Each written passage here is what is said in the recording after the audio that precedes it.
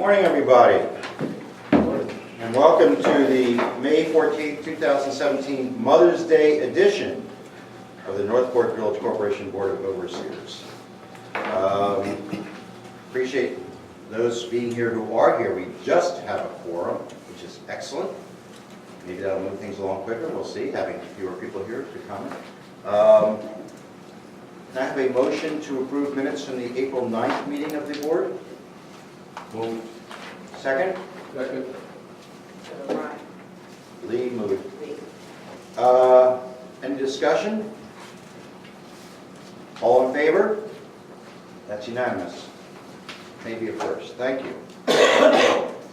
Any questions or issues from Bayside residents or meeting attendees? Please identify yourself and where you live, and if possible, we have, as you now know, these meetings are being recorded. So if you're going to stand up and talk, it would be great if you could kind of take a position kind of at the edge of the table there, shading a little halfway so that the camera gets some idea of who you are. And that way the people who watch this on video, is this helping? Oh, you were great. You're a director. That way it'll help a little bit, so people watching will say, oh, that's who speaks. So anyhow, whoever would like, sir, please. Yes? Ed Williams. Ed, My stand up. My wife is, Pam is going to talk to you this morning. Is it okay if she pulls the chair up to the table here? Absolutely. Thank you. So, you got anything else? Go ahead. Oh, Pam, now? You're Oh, up. gosh. Good morning. The reason we are here today is to ask for the village to honor an agreement from 1998 in regards to trimming the trees on Shore Road opposite our property and on the current Bauer and former Poulon property. And I will try to be as brief as I can. The trees were planted back when the utilities were put in. There were 5 on the ocean side, or the now Bauer property, and 1 or 2 on the left side near the pump station. So they were put there to, I believe, shield the pump station from passers-by and the folks living in the Poulon now Bauer cottage.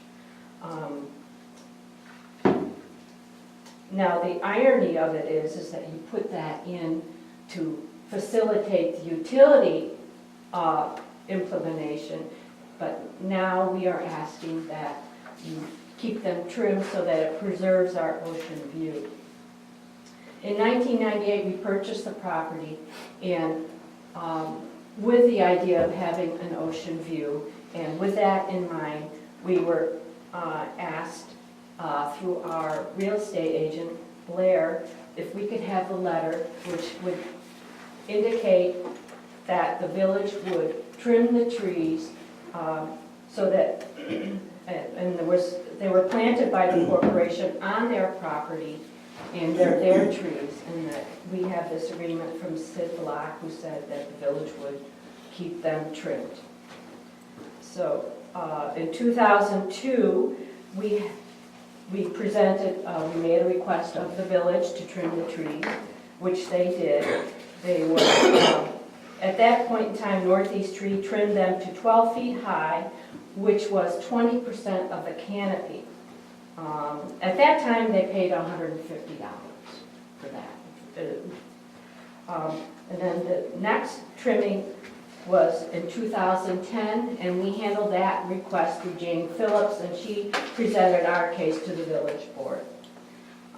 The following trimming was 2013. Also, we requested through Jane Phillips, the tree warden at the time, to have them trimmed, which the village did. Then in 2016, we met with Jane Strauss in the fall, who said that there was no money in the budget for tree trimming, and that we should present our case in the spring. So that brings us to this point. So at this point in time, we were requesting that the village trim the trees to 12 feet. And it really only costs about $40 a year And we appreciate all that the village does for us to help us maintain our view of the ocean. So we would like, we're requesting that the village overseers fulfill this agreement that we have from 1998. And the photo. The photo. Oh, the photo And the letter. and the letter, and I have copies of Sid's letter and the photo. And I'll put one here, and we have made notes on it. And when, in 1999, this is our, a view from across the street when our house was being built. And this is the Poulin Cottage, and the trees that we're talking about are on the Poulin side of the street here, if you would like to look at that. Any questions by overseers or commentary?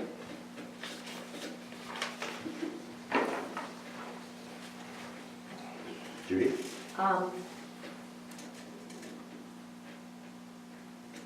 In 2002, when the Williams family came to the board, it was sitting upstairs at that time, in reliance upon this letter, it was pointed out then to the board that Sid, as the president, without a vote of the overseers, really had no authority to enter this agreement. There was no direction from the board. The board at that point in 2002 said, well, we'll honor that, and they did go forward in 2002. And as they've reported, in 2010, 2013, and 2016, 2013, each time the request, though, has been considered for board action. In 13 and 10, it was upon the recommendation of the appointed tree warden, and there was an opportunity to consider the economic impact, and the same as 2002. And my point is that I have total confidence that everybody involved in the 1998 conversation, memorialized by this letter, was acting in what they felt was the right thing to do for everyone. But no decision of a board is ever binding upon a community ad infinitum unless it's memorialized in a loan commitment or a deed restriction or something like that. So I think it's up to the board to decide what they want to do. And we did last September or October look into having CMP do this trimming because then it's not a financial decision that we're making. CMP has gone out and looked at the trees, and right now the height of the trees is nowhere near the CMP wires. They're as high as it must be foam wires or something, the lowest bundle of wires that's there. But, so if we honor this request as part of our maintenance of our parks and trees throughout the community, it will be at our expense. And I don't think, Billy, we have an estimate yet. I believe, I just have a rough estimate. I believe he said somewhere around maybe $300 to do both sides of the road. But that was just a verbal, that wasn't, because I've scheduled them 3 different times, and then I have to call them back and say, oh, no, don't come, because of the board's thing. Just for clarification, by the way, we have 4 overseers in attendance. We have an overseer, Wendy Huntoon, who's listening via our telephone, but her votes do count in any decisions made here, although she's not physically present. So there are technically 5 overseers who can vote today on any decisions. Any other overseer comments or questions? Would it be impractical to cut them down so we don't have this semi-annual question? I don't know the answer to that. I, Mr. Williams, since it's your property?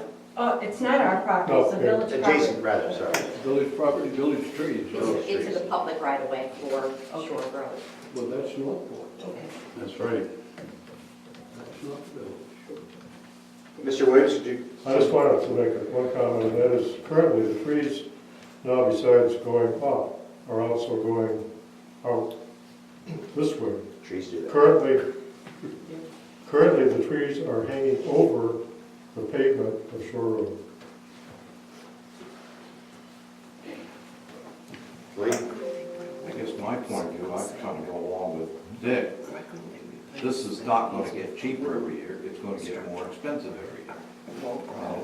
And I would be more in favor of cutting the trees down than continuing, because this is just going to add more cost over time for trimming them.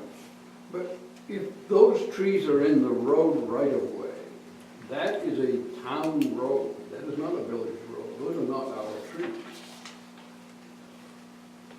Judy?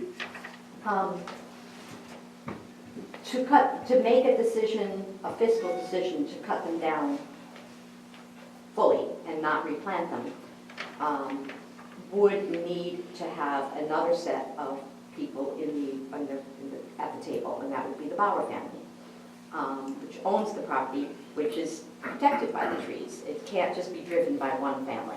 So I wouldn't want to make any decision, even if we had the authority to, which, because they're in the public way, I don't think we have the authority to.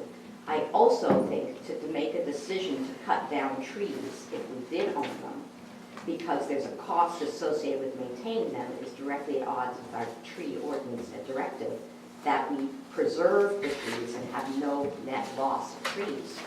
So I don't think that that's the answer. My personal view is that a 20-year-old promise to prune trees to preserve a view corridor is a promise that is worthy of being revisited to determine if it is a promise that has a financial impact on only one side to that transaction. That's where I would want to be. I would want to evaluate the financial impact on both sides of the transaction.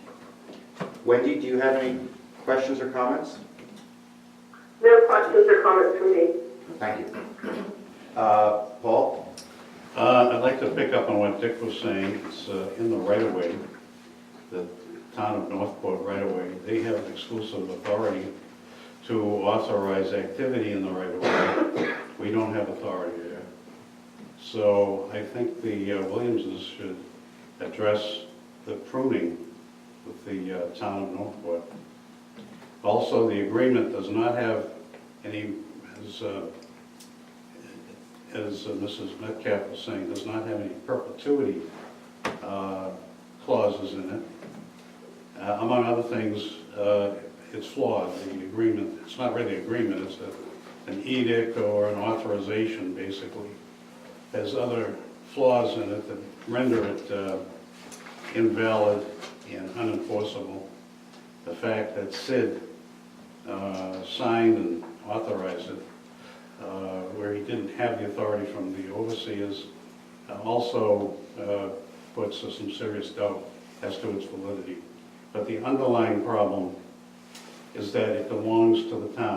They may have installed it, but it's in the right-of-way, belongs to the town, and the town has the exclusive authority to authorize activity in the right-of-way. Lee had his hand up first. It seems to me maybe we ought to make a compromise. From what she has told us and what Billy has told us, the cost of pruning the trees keeps going up.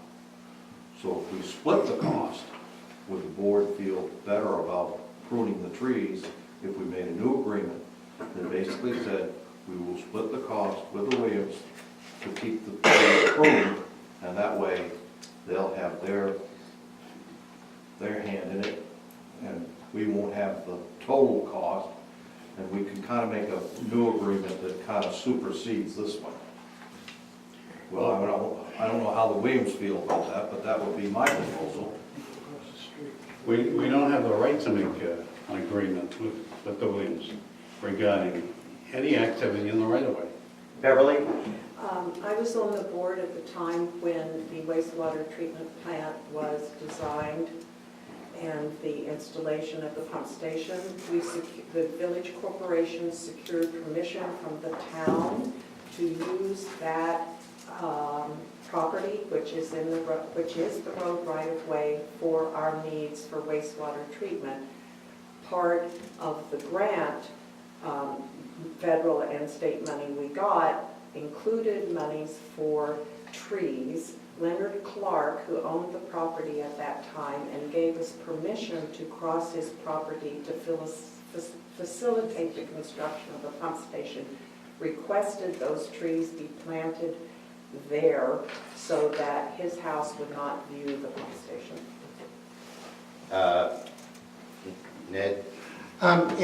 In Belfast, there had been quite a controversy about tree trimming around the airport. There were several issues. One was the kinds of trees that perpetually needed trimming because their natural height was one that would keep them going up. So some trees were cut down and replaced with trees which had a lower canopy to allow for the more long-term economics of keeping them trimmed. In some property owners, particularly a farm that valued its trees because it was an organic farm, the city said, we'll either cut it down once or because we're not going to pay for trimming. And so the people who were directly impacted because they wanted their farm to have the trees agreed with the city to pay for that cost because it was actually, you know, their property that was being directly financially impacted by that. I don't know if this is helpful, but I thought this is the way that the city of Belfast handled that very trimming issue. Thank you. Judy? I think with it being such a small community, and we're talking about very good friends, I think that Lee has exactly the solution we should go on. It requires both sides to be part of that solution. I would add a nuance to the way Paul has characterized our authority within the right-of-way. We do have authority to use the limits of the public right-of-way. The town at any time can come in, as Beverly knows, and prune your trees without talking with you if you want, but that doesn't mean that you can't have a cooperative relationship with the earth at the edge of the right-of-way, which we've always had. There may come a time that Eamon decides that the plow's too wide and those trees have to go, but until the town does that, we can use that public right-of-way in that space in a way as that we've done in the past, in a way that Beverly has described as part of this cohesive structure. We're going to build this little wastewater system. We're going to see the impact, the direct impact on the people closest to it. That included arborvitae. I would not be in favor of eliminating the trees. I would think it would make perfect sense for the Williams to contribute a piece of this cost. Lee? I move that we and the Williams split the cost on trimming the trees. I don't know, how would you describe the time period? I would say this trimming. I think each board and the Williamses need to consider it the circumstances of each trimming is what I want. I'm, just a comment on that. I've noted that it was 8 years between the first and second trimming, 3 years between the second and third. It's now 3 years here between the third and fourth. It appears to be moving at a steady clip in terms of how often they need to be trimmed. We believe there was another trimming between 2002 and 2010, but we don't recall what it was, when it was, or who did it. There was a tree trimming company that came through the entire village some years back that was hired by the utility company. As to when that was, Okay. I don't know. Billy? Yeah, CMP had a program where they hired an outfit out of Texas to make their improvements to their system, and they came through, and that was part of that. They came through and they really cut drastically a lot of trees, and that's when that was done. So that's between 2002 and 2010. That was the CMP. I'd like to suggest that the Williams One. talk to the selectmen and get the authorization for themselves to prune it whenever they like, at their own expense. Well, there's a motion on the table which hasn't been seconded. Yes, I seconded Are you it. seconded? Yeah. So is this an amendment to that, or essentially you're saying He's saying the reason why he didn't support the Why you're not motion doing it, as stated. any other discussion on the motion? It could be an amendment.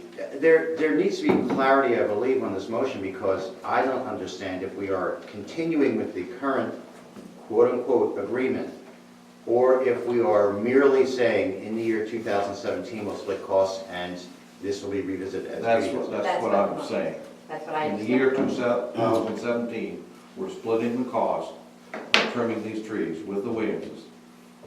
And that is exclusively what we're agreeing to. Right. Well, what about the people across the street? Well, Do they have any say in this? We're just talking about pruning them down 2 feet, right? Did you touch the Sheila? I did last year. Yeah, you said last year when you stopped me on my walk that Sheila was also interested in knowing what the status of it was. I hadn't talked to Sheila. Paul? I've talked with Sheila, and she doesn't care if the trees are there or not. She might even prefer to have them taken down, because it's a lot of maintenance for her, raking out her garden and so forth. And originally, the hedge was only 3.5 feet tall, so it's gone way beyond the scope of the original appearance. Billy? And I kind of had a conversation with her once a few years back. It's a very dangerous situation for them to get out of their driveways because of the hedge. They have to literally just take a chance and pull up there, because they can't see up the road and down the road. That was one thing that she brought to me when they first started to. So my view would be that if we have both sides of the road coming to us and saying, we hate these these trees are costing us money now, I shouldn't sit down on tape, sorry, then we can reconsider this. But today, we're trying to address the Williamses' request made to us in September of last year. Please prune the trees, and we're asking if we approve this vote, we're asking the Williamses to meet us halfway on that expense. Yes. Is that what you need? Any further discussion? All in favor of the motion? All opposed? That's 3 in favor. And Wendy, where are you on this? I vote in favor. 4 in favor, 1 opposed, Paul Nyra. Thank you. Appreciate it. We've resolved this at least for 2017. And we'll Thank follow you. up with you. Billy, you'll follow up with them in terms of Yeah. how this plays out. Thank you. Yeah. Just to add to Billy's comment, you know, almost anywhere in Bayside, you're taking your chances when you pull out of your driveway. Yeah, but that one's bad. This is a bad one because you're trying to go uphill. Beverly, why don't you come up to the table? It's easier. I wanted to bring you up to date on the windows. I hope you've all had a chance to go upstairs Excuse me, and I think we talked about it last time, about having that come in under the infrastructure. Which is going to make you it's the sit only- here all Mother's Day. It's the only good thing that has I happened. need to leave in an hour because I'm going to It's celebrate. listed on the agenda that way, too. It's listed on the agenda. What time do you need to leave here, Beverly? 10:30. We shall move post haste. Thank you. Thank you. Any other Bayside residents or meeting attendees with questions or issues? Besides what's on the agenda? Report of the President, 2 very quick items. One is I shall continue to note that the annual report is moving towards us or we towards it, and I trust that committee chairs are preparing their reports for this document, and I've also asked that, if possible, people send headshots to Amy. I know John Woolsey has, I don't know if anybody else has. That's up to you guys. I'm not going to keep Don't hold bugging space you. in the layout for mine. There we go. Dick sent his, did you get it? Yes. Also, a note that I received an email, as did a few others here, from Wendy regarding the possibility of grants out there through the Federal Northern Border Regional Commission, which annually issues grants to a set of Maine counties, one of which is the county we're in, Waldo, and just laying open the possibility that for some of the infrastructure projects that are coming down the road, there might be grant potential at the federal level that we could access. I think that we should look more closely at this. I really appreciate Wendy bringing this to my attention. I'd known this commission, I didn't know the grants were available. And so I'll follow up with Steve and Wendy on this in terms of getting in touch with some people there and seeing what might be possible, what the dates are, and how we might be able to work that into our system. That's it for me for the moment. Report of the treasurer. Paul, could you pass those bank statements down to Lee? Yeah. So normally Vicki would open and initial those, so we need someone who does not have any connection to the finances to read those, so the auditors have a record that those were the original bank statements we received. Thank you very much. Warrants are being circulated, a couple of notes with regard to some checks in there. You're going to see some fairly large checks from utilities to general government. That's the reconciliation of payroll and all of the splits that we do between utilities and general government since we changed accountants. Because we did all the accounting to determine where the money should go, but we never balanced out the cash side. So this is the cash balance side. That will continue to happen quarterly, and the numbers will be much smaller. In the utilities in particular, you will find that there are a number of pieces of documentation missing for the checks. Those are primarily rebates of fees paid to the water and sewer companies, due back to the users that were paid. Amy has all documentation in the office, it just isn't included here. She's going to merge the two. If you'd like to see those, you can take a look at them. So one of the things we talked about was a quarterly review of financials. You should all have a copy of the year-to-date financials through March.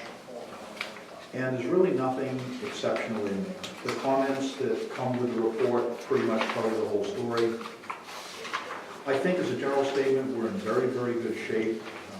The accounts are lining up nicely relative to budget. There are a few exceptions that are worthy of note. Our bookkeeping costs are going to be significantly lower than they were according to budget. They're going to be lower than they were last year, which is good news. We'll go into that in a little bit more detail later. In winter roads, we have already spent, not winter roads, roads in general, we've spent $2,000 to clean catch basins. And that was an expense that was incurred in 2016. We didn't get the bills until February, so it's a little late going in. That should not materially impact our ability to take care of roads. Windows are in there. The only question I guess I had is on item 10, which is the last one down. That right now shows payments 1 and 2. We've made our final payment for the work to date. I don't think those payments included the cost of window latches, whatever that may be. So if we owe them additional money, I'll need invoice from him so I can, it's not a lot of money, it's $6 a window or something like that. And you'd be comfortable with an email invoice just saying? Oh, sure, Yeah. yeah, that worked just fine. So that's really it for a quarter to date. Life is good. Do we have any questions? I just think that for the purposes of the audience, when you say the bookkeeping expenses are below budget and below last year, your note number 3 says that at this point, you're looking at a positive $6,000 variance. That's pretty darn good. Well, Bookkeeping yeah, expenses, yeah, that's but that, for planning it is pretty good, but we also budgeted that account very, very high. Right. Because at the time, we thought our expenses were going to ramp up significantly. So where we actually are is slightly behind 2016 spending. So it's still a good thing. We've saved money compared to our old system, but relative to the money we set aside to run the village, we're saving gobs of money. Yeah. So yes. So far, I mean, we're only in 1 quarter, but Yeah, so that's all pretty good. So if there are no questions on that piece, our audit is complete. There were no recommendations for improvements to our policies. There was one misstatement by the auditors in there. They claim we don't have a cash protection policy. And all that really says is all of your funds should be insured by the FDIC. We do in fact have that policy. I did in fact correct the auditors. They did not get that into the audit. Well, we have a cash policy. We actually put it into place 2 years ago when they raised the same issue. So that's fine. I sent you a copy of the debt report, which is really just an outline of all the indebtedness the village has. There's nothing that I need to discuss, but if you have any questions, I'd be glad to try to answer them. All good. So estimated variances. This is the one with multicolors, kind of a vertical format. We're in better shape than we were the last time I presented this. So If you come down to just above the light blue line, at this point, I'm forecasting that we are going to be underspent by about $11,000 relative to budget. So at least on paper, those funds are available for use wherever the overseers may deem it's important to use them. If they are not used, they would fall to reserves. So not a bad thing either way. We could always have a windstorm that costs us a lot more money in tree work. We could always have a washout that costs us some more roads. We're pretty healthy. Under the contingency funds, we still have a balance of $9,700. I had asked people earlier to think about holding aside $5,000 for those unexpected events. I think we're in very, very good shape there. And in the Centennial Reserves, we still have $4,100 available to us. And just a footnote at the bottom that we requested the Belvedere grant. If it comes in, that gives us $7,000, which will free up $7,000 of funds for us to use on projects as well. I have a quick question. Sure. On bookkeeper, how is it that there's a variance of 6,000 when the actual was 4,392, budgeted 9,600, and projected 6,000? Yep. How do you get a variance of 6,000? So the variance is the estimate that we're going to come in below budget. If you take 9,600 and subtract 6,000, that gives you $3,600. Yeah. So I'm saying at this point that I believe we'll spend $3,600 on bookkeeping in 2017. That compares to 4,300. Where's the 3,600? You have to do the math, Paul. No, wait, hold on. No, I'm serious. You asked how you got there. We have a budget of I 9,600. thought you were doing the math when you're the treasurer. It's not clear. So 9,600 minus 6,000 equals 3,600. And We should, oh, I see what you're asking. You're asking under 217 variance?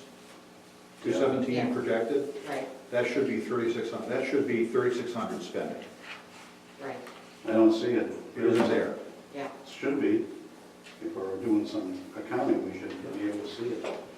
So are you saying, Steve, It should, yeah, it should say 3,600.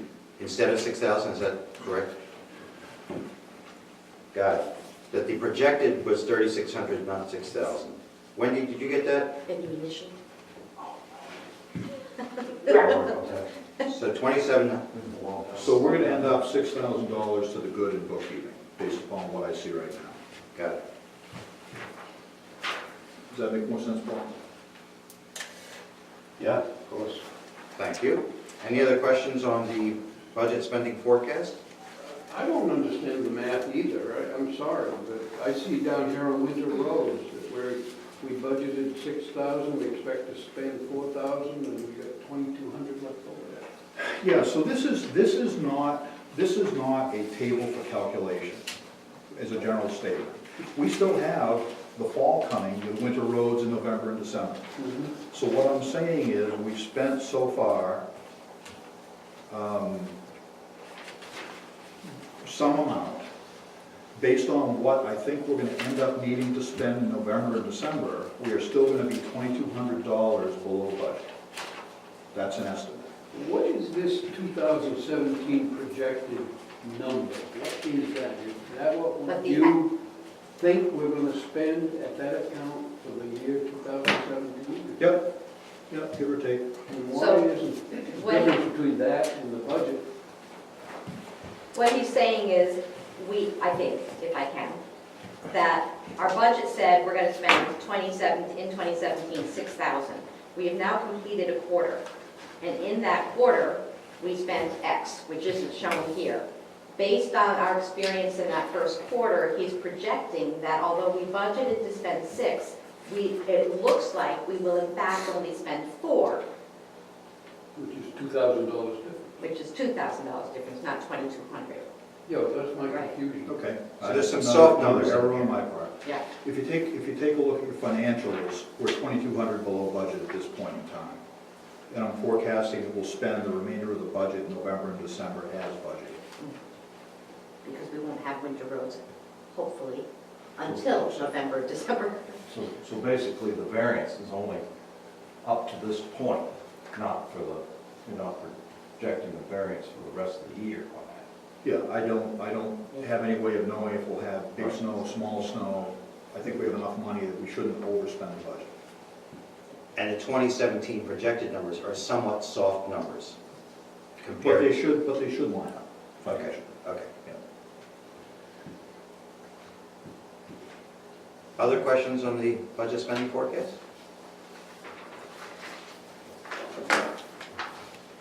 Sir, you have the floor. So budget workshop. Everything you have done so far has been very helpful in terms of putting a budget together rather than waiting until a single event and trying to do all that work. You all received what you have in front of you by email. The changes were highlighted in an email I sent to you on May 8th.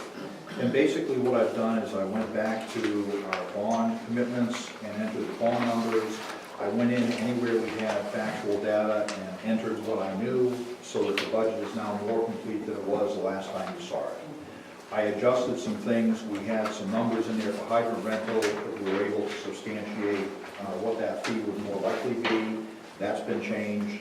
So for the most part, the budget is still coming along very nicely. There are a handful of things I'd like the overseers to provide some guidance for today. The first is we don't budget community hall rental income. We never have.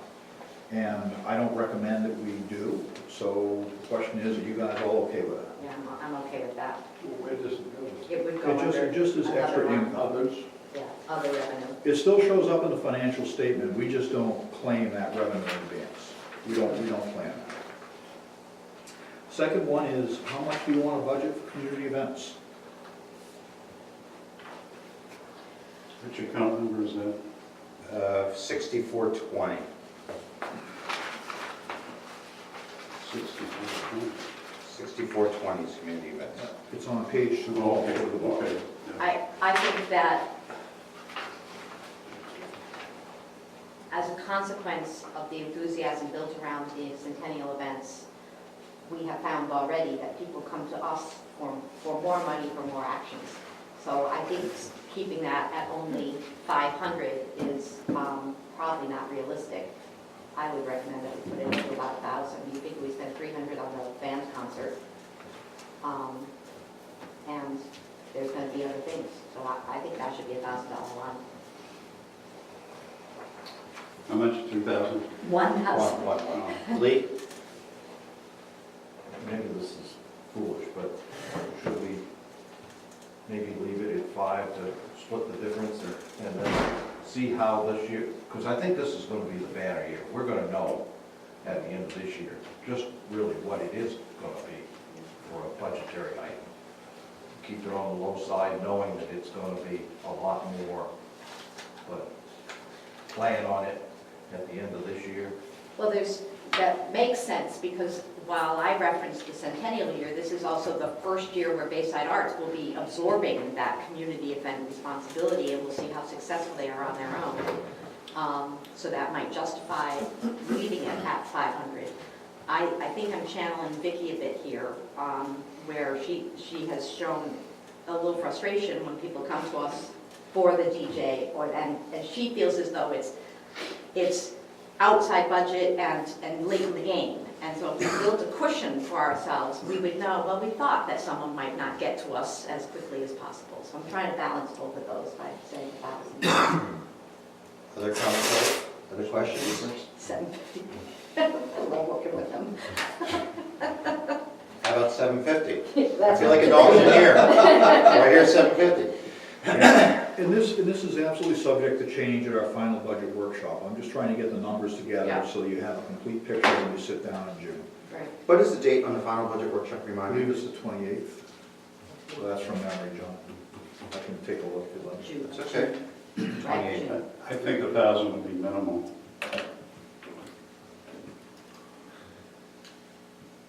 Well, you guys figure it out. Well, I'm on board with 750 as a placeholder. I am, 750. For my purposes, 750 is fine. You can change it up or down. Yeah, when we Right. see the totals on the workshop, we'll know what type of lines There's we still need room, to. there's still room to change it. Whatever. 750, thank you. May I ask a question on this? And Wendy, I want you to chime in. On the hydrant, do you have this document in front of you, Wendy, where the hydrant rental? I do. Can you share with Steve and the rest of us the conversation we had yesterday morning about the hydrant rental cost? So, and Judy, I must say, I didn't follow it what I put in for the safety committee for the hydrant rental was the amount that we had in there for the other hydrants for, I believe, the drink water school. And I believe that the utilities meeting yesterday, we had another discussion about how we're actually going to set that hydrant rental going forward, and it seemed to be less than what was in the budget for the drink water school. Is that correct? The way I understood it, Dick, and Dick, you were there too, Dick McElhaney was saying that the PUC number is actually $794, and that he thought that Steve was building this at only, well, I guess 800, so I guess maybe it just seemed as though Dick was saying that we might be shy $100, is the way I was hearing what he was saying. So I guess my confusion is how many hydrants are we looking at renting? So if you look at that at 6530, if you look at it in the current budget, it's, $1,893. Right, and So you what could, does that number actually represent? that's 2 rented hydrants. And so if we're adding a third hydrant for the year 2018, you would take that $1,800, the actual number, divided by 2, get that result and add it to the. Feels like $950 a hydrant is what I'm getting. Steve is prepared to help So us. I sent everyone who's a utilities trustee, Dick, and I thought I copied overseers, on the PUC required formula for hydrant rental. Right. So what we charge today is frankly immaterial. We don't take a look at what we charge today and assume that that's going to have an impact on additional hydrants.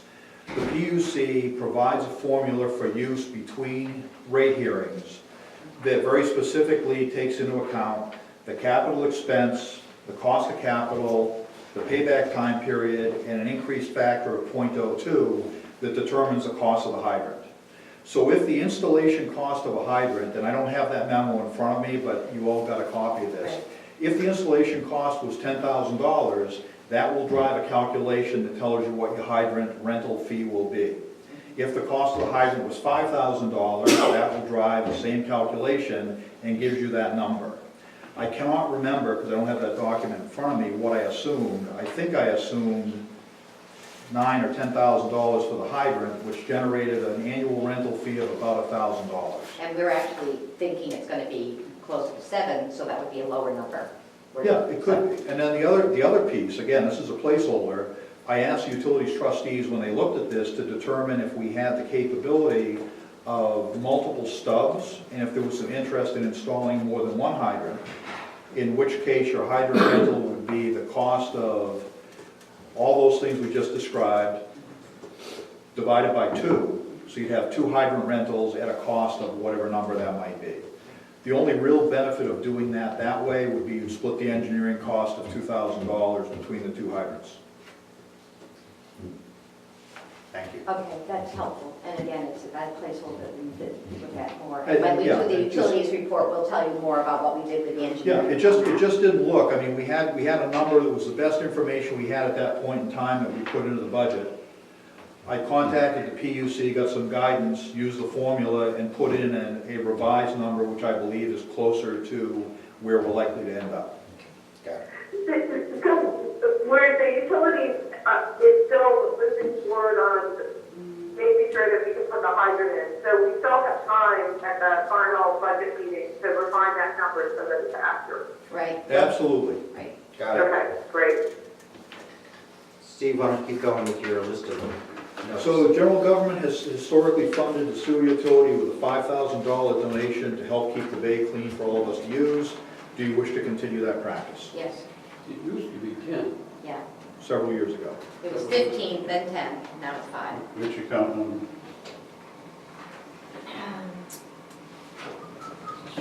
6600, page 3. Village contributions. For the first yellow box. The general consensus is keep it at 5. That's my view. Yeah. We have put in place a truck replacement accrual of $2,000, anticipating that we'll need to replace a truck down the road. Would you like to continue with that? Yes. Which account? That's 6704 on page 1. Thanks, Ron.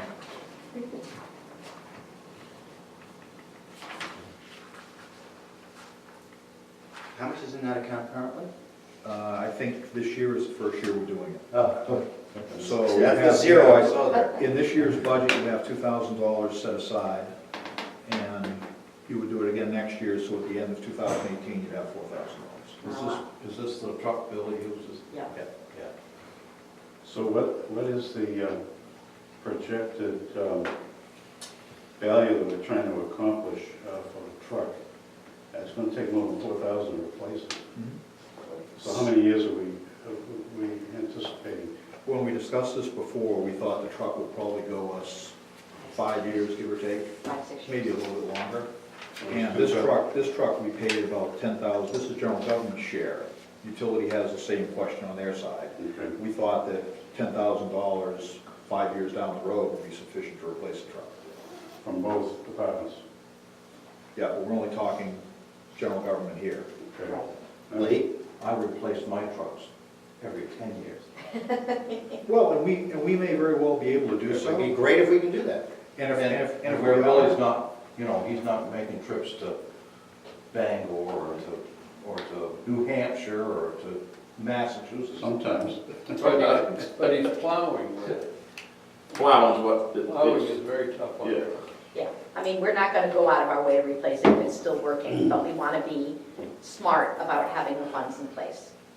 yeah, my thought is that if you ever needed to take that money and use it for something else, because we didn't have funds in the budget and something happened that was unexpected, you could do that. Yeah, okay. But there's also a good possibility that 5 years down the road, you have $10,000 in the bank, you keep running a truck for another 5 years, and you don't continue to put any money away, because you've got the money ready to go.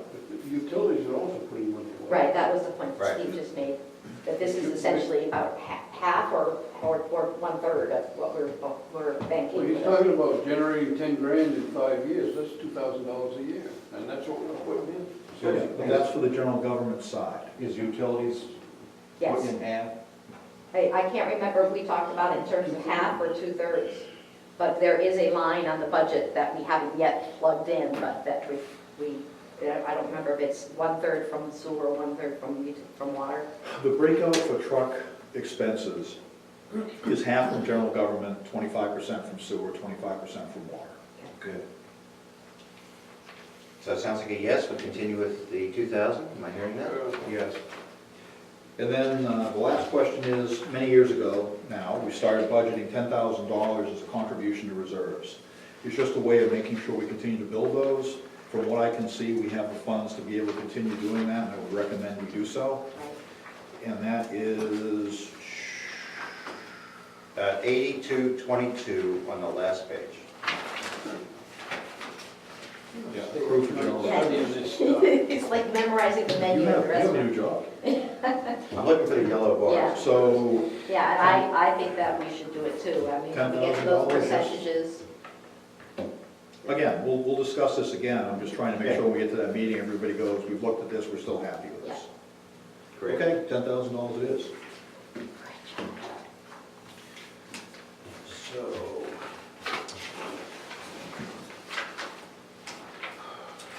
And just a couple of FYIs. The summer office schedule's been set up. Amy can give you a copy of that if you'd like. Mowing contract, which is in my list of tasks, really belongs to Bill and Amy, and I don't know where they stand on it, so probably check with them as we go through the rest of the meeting. And the last question on new business is a meet and greet with our accounting firm. And I don't know if the utilities talked about that the other day. We didn't, you asked us to, and we didn't. So, I mean, they're available typically any Tuesday, Wednesday, or Thursday. And I think the two key people who should meet with them are Amy and Dick McElhaney. Yeah, and Dick's schedule, he's been flexible with us on meeting on Saturdays and stuff, so Okay. think So what we'll works for you and Dick. we'll table this to the next time then. Once you have that date and time set, it should be announced to the overseers, and whoever's available can attend that meeting. And that's it. Okay, before we move on, I just want to I have a note here, which is to thank you, Steve, as we enter the budgetary crunch time for keeping us on track with all of this. There's a lot of pieces of paper that represent enormous amounts of time we put into this, so thank you. You are most welcome. It is very self-serving. It makes my life so much easier. Thank you. Well, thank you for keeping us on track. Report of the village agent. Bill, you want to sit over there? You want to come over here to be on camera? That was a yes, I think. I was trying to get out of that. Take a light camera. As now you all received a letter about the Maple Street project of last year. We're coming to the close of that project. The letter was sent out to everybody on the street that was affected, and Blair supposedly received one too, requesting any feedback from that project, anything they see wrong. The deadline was Friday. I only got one feedback from that, which I knew I was going to get because that was a short time after the road was left last summer. It was brought to my attention, because I'd already seen it. But I said I couldn't do nothing with it until we got to the warranty period. I'm a little discombobulated here because we've been doing weekend stuff by email with Durgo, just the way everybody's schedule's been. So I got some stuff on here, so I don't have it printed out yet. Durgo was down 2 weeks ago. We came down, we spent 4 hours walking the street, looking at everything, going over everything, hashing out their concerns, my concerns, and any letters that I may have received. As I said, I had the 12th was the deadline, so I told them I didn't get anything back, on that yet. So then within my emails, I told them I got one back and copied it. The recommendation, and I can't seem to find the paper I had, hopefully I didn't leave it on my desk at home, but I might have, is there's 3 action items that that we're requesting Fowlers and Sons to come back and take care of. One of them is to re-hydroseed both sides of the bottom of C Street, the end banking and the Weisenbach's grass ground. That needs to be done. And in the project documentations, and we had this discussion when it was going on, and we just had to let it ride until the warranty period. The driveways, as you're heading west, which is uphill on Maple Street, all the driveway aprons on that side are supposed to have a berm, a little hump, to make sure that the water went by those driveways, not in them driveways, and not onto the grass grounds. That did not get done, so they have to come back and do that. So they've got that plan to come back to do that. Can a homeowner opt out? I don't know, they might be able to, but that would be, you guys would have to decide that right now. I don't want to berm on either, on my 3 driveways. But this is on the other side of the road, not the other Okay, side. never mind. This is on Ned's side of the road. Ned and John's. Yeah, then John can do what they want. I don't want any more tar. The problem is Weisenbach's we're having a big problem with Weisenbach's just because of the angle of their driveway. It's going in there, it's washing out their gravel and putting it out onto the grass ground that we just laid. I would prefer that homeowners not be given this option because the next homeowner, I don't want to have it, that's a street we're talking about, that's not inside their property, so. Yeah. And the thing is, it's an issue for us on the longevity of the project. Thank you. It was originally in the plans, they just didn't do it. The other thing was on the sewer side, we had an agreement with them, the sewer department had agreed with them on air testing the sewer main compliance. But what we let them do is we changed it, we let them do a camera inspection. When the job was completed, they ran camera down through there. That way we could look at every single joint visually, check everything, and we could tell that way. And the agreement was they were supposed to come back in the warranty period and redo it again after it had set a year. They have just done that the other day, so they did do that. So that was the third item. There's a question, why don't they want to pressure test it? At the time, the way that, because of the way that everything had to be shifted around down at the bottom, there's kind of a bottleneck thing down in there. It's kind of, it's not a straight, clean shot.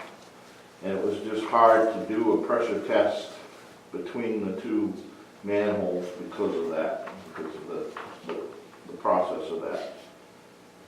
So by doing it with a camera, you can visually, and we did find when we done the first camera inspection that there was a couple connections before they laid the hot top. There was a couple connections that we really could see that needed to be addressed, so they did. They had to dig it back up and do it. Yeah. We wouldn't have seen that with an air pressure because it probably would have passed. But, you know, when you've got a gap in your pipe that much, it still made a seal, but over the winter it might not pass. So that was another option. It's, a lot of them are pushing to do camera inspections because you physically see it with your eyes. They think it's better. And they think it's better in certain circumstances. Not all circumstances, but certain ones. So I have not seen the latest results yet. They haven't got it to us because, as I say, they just done it the other day. So those were the three things on the warranty for to finish the project. I did have, and I believe, well, the sewer one they done, I believe Friday they were supposed to do hydro seed. I think there was a revised email that I got yesterday, and it's such a lengthy thing that I can't, you know, no sense to me to sit here and paw down through it because it's got everything attached. I believe any day now they're going to do the hydro seed. The question was it June? I think it's June, possibly June, around the 1st of June or something, to do those little hot top berms. Okay. We've done the pay rec request. They have signed it. Durago has signed it. We're waiting for the overseers to sign it. Talked with Dick, with Steve. We have a check cut for that $8,880 something dollars. But we won't release it till those 3 items you But have I to will, file. you know, Amy has it signed, and when Bill says we're good to go. I won't ever release that until all the warranty work's done and I'm satisfied that they've done what we wanted to do. And then I'll double check with Aaron, the engineer, if he wants to come down and make a final inspection too. And then after we're both in agreement that they satisfied what we requested, we'll release a check. What's the balance? $8,880, I don't have it right in front of me, something else. Actually, 668. 668? Yeah. Okay. So I gotta find that letter that I need John to sign after you guys approve it. Okay. And I do have it on here, but I'll look for it now. So that will hopefully take care of the Maple Street project. Finally be past that.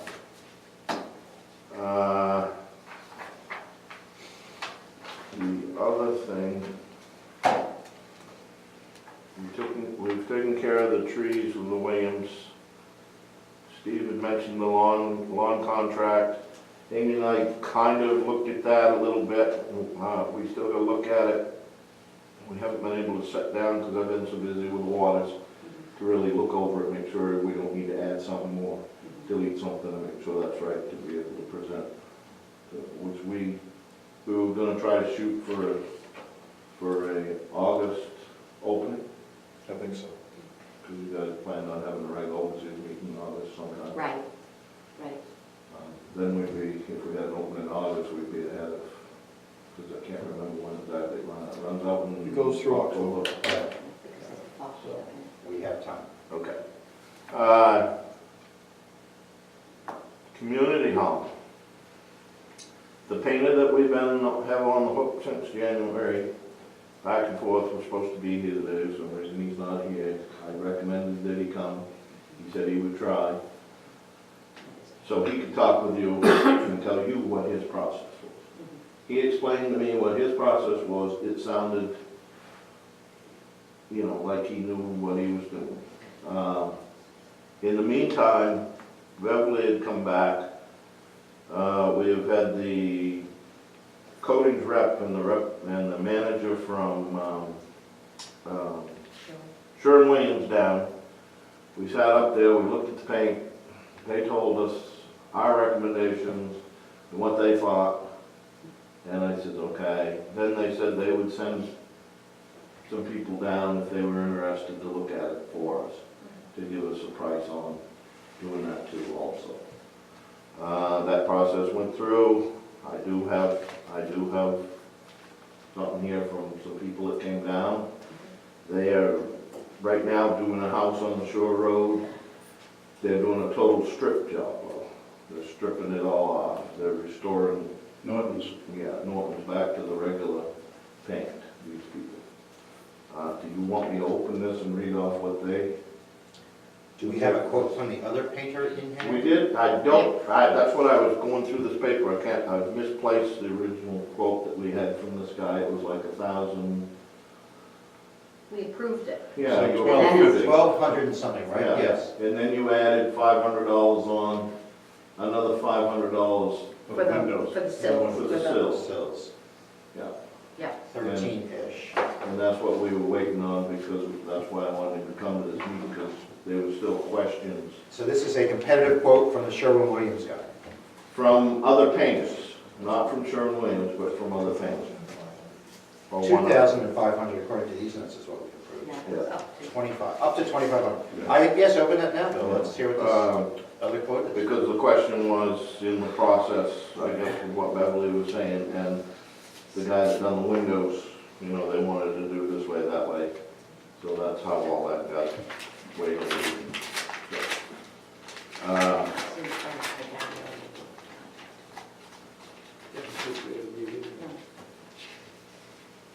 Okay, so this is Brian Barrett.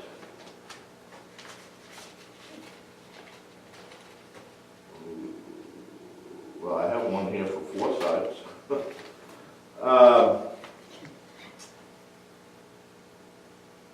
To strip paint, recondition wood, treat nails, knots, prime exterior oil grade primer, to prepare surface for painting, to furnish 2 coats, exterior grade latex paint, green satin trim, white satin siding.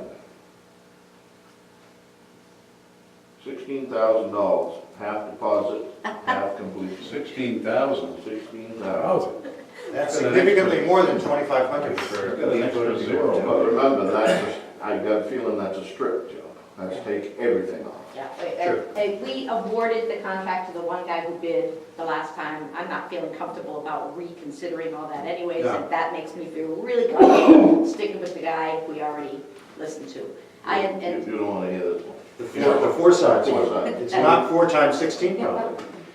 12,000. 12,000. For Well, 4. then the That doesn't quite make 16,000 doesn't sense. make sense. Look at that. Same guy? 16,000, right? Right at the bottom. It says $16,000. $16,000. And that says 12,000. He must. So he probably took that out of his figures, it's not 4 sides. He's not a good mathematician, I don't want to work with him. I agree we should stick with our original, we have a deal with a painter. He wants an early retirement. That's all. So the only thing on that where you guys had said about the window latch, when they came to do the windows, the can't think of his name, but the guy that's doing the windows Mr. Gordon. said that he could do those 2 window ledges that are behind the stage. They're the 2 that needed to be taken out and replaced. I think he said he could do that for like $400 and some dollars. That sounds like a good. 450. But you guys had voted for the other painter to do that, but we hadn't got a price from the other painter to do that, so. Paul? Beverly and I looked at that, and the sills are okay, they're solid, they're oak. They've got some splits in them, but I think epoxy will do the trick. I think they're stable enough, strong enough to endure probably another 50 to 100 years if they're epoxy. And he's going to do that for $20 for the epoxy and $20 for the labor. Who's the he? Craig, it was not my choice to do epoxy. I think it makes sense to put new sills in for their integrity. Yeah, Judy? I think that 450 sounds fair. We'd already talked about 500. I like the idea of replacing them, and I like the idea of the man who's taken responsibility for doing the windows just right, being part of the process of getting the sills just right. I think you're wasting your money. We've got to epoxy some of these other windows on the south side. It's not, I'm telling you, they're structurally sound. I don't see why there's any on the south side that needs to be epoxy. A little bit, a couple of them. The back ones, the cracks are that wide on the flat. Yeah, but it's Oh, and so 2.5. epoxy's not It's a 2.5 inch thick sill. Does this need to be resolved right now? But I'm looking at it as we're spending $800 for the window. we might as We're well. gonna get X amount of years out of the windows. Let's replace the damn sill now and be done with it. The sill will last as long as the window. Yeah, I think the we're- important part is that it's original to the building. I think that's a factor that we're not considering. Because if we gotta go back in 5, 10 years to redo that, re-epoxy it, because the moisture's got under it and bloated out, you know, we go back. That won't happen. I move that we retain Mr. Gordon's company to replace the sills in accordance with his recommendation at a cost of no more than $450. A second to that? I would suggest a change to make it no more than 500, just to give them a little pad. It's a no more than. I'd stick with the 450 on both. He said he's been pretty consistent with his estimates. Is there a second on that? Second. Lee, second. Discussion? Well, you've already approved the sill repair to the tune of $500. I think you're just changing vendor. Right, Right, Right. that's what I would. right. But let's do it at the price that he quoted and not give him wiggle room. I mean, from my perspective, I wasn't for this to begin with, because the Andersons already had the sills in them. So to me, you're spending a lot more money than I ever would have approved. What I want you to do, But Lee, I'm is going never along. let go of anything. So I'm going along with you. I know. Got it. So is there a vote necessary here? We are just changing vendors, is that correct? Well, I think it's important for the minutes to reflect the vendor, particularly because the minutes last time reflected a different vendor. Any more discussion on this? Paul? I have to advise again that it's a waste of money to replace those sills. Any further discussion? All in favor? What are we voting on? You're voting on specifying the vendor who will be replacing the two sills at the back of the building, I believe, For 500, 400. at $450. Mr. Gordon. Mr. Gordon? Wendy, are you I'm in favor. in favor? It was 4 in favor, all opposed? 1, that's Paul Nyron. It's only money. Only mine. That's right. A billion here, a billion there. That's how you talk in real life. Yeah, it was brought to my attention on Friday by a caretaker for a property for people who are not happy with the situation that they've heard about. I believe it has happened a couple times, the way this person presented it to me. They said that the property owner, I'm trying to think exactly how she said it. The property owners will probably get in contact with the overseers at a later date. They're not happy with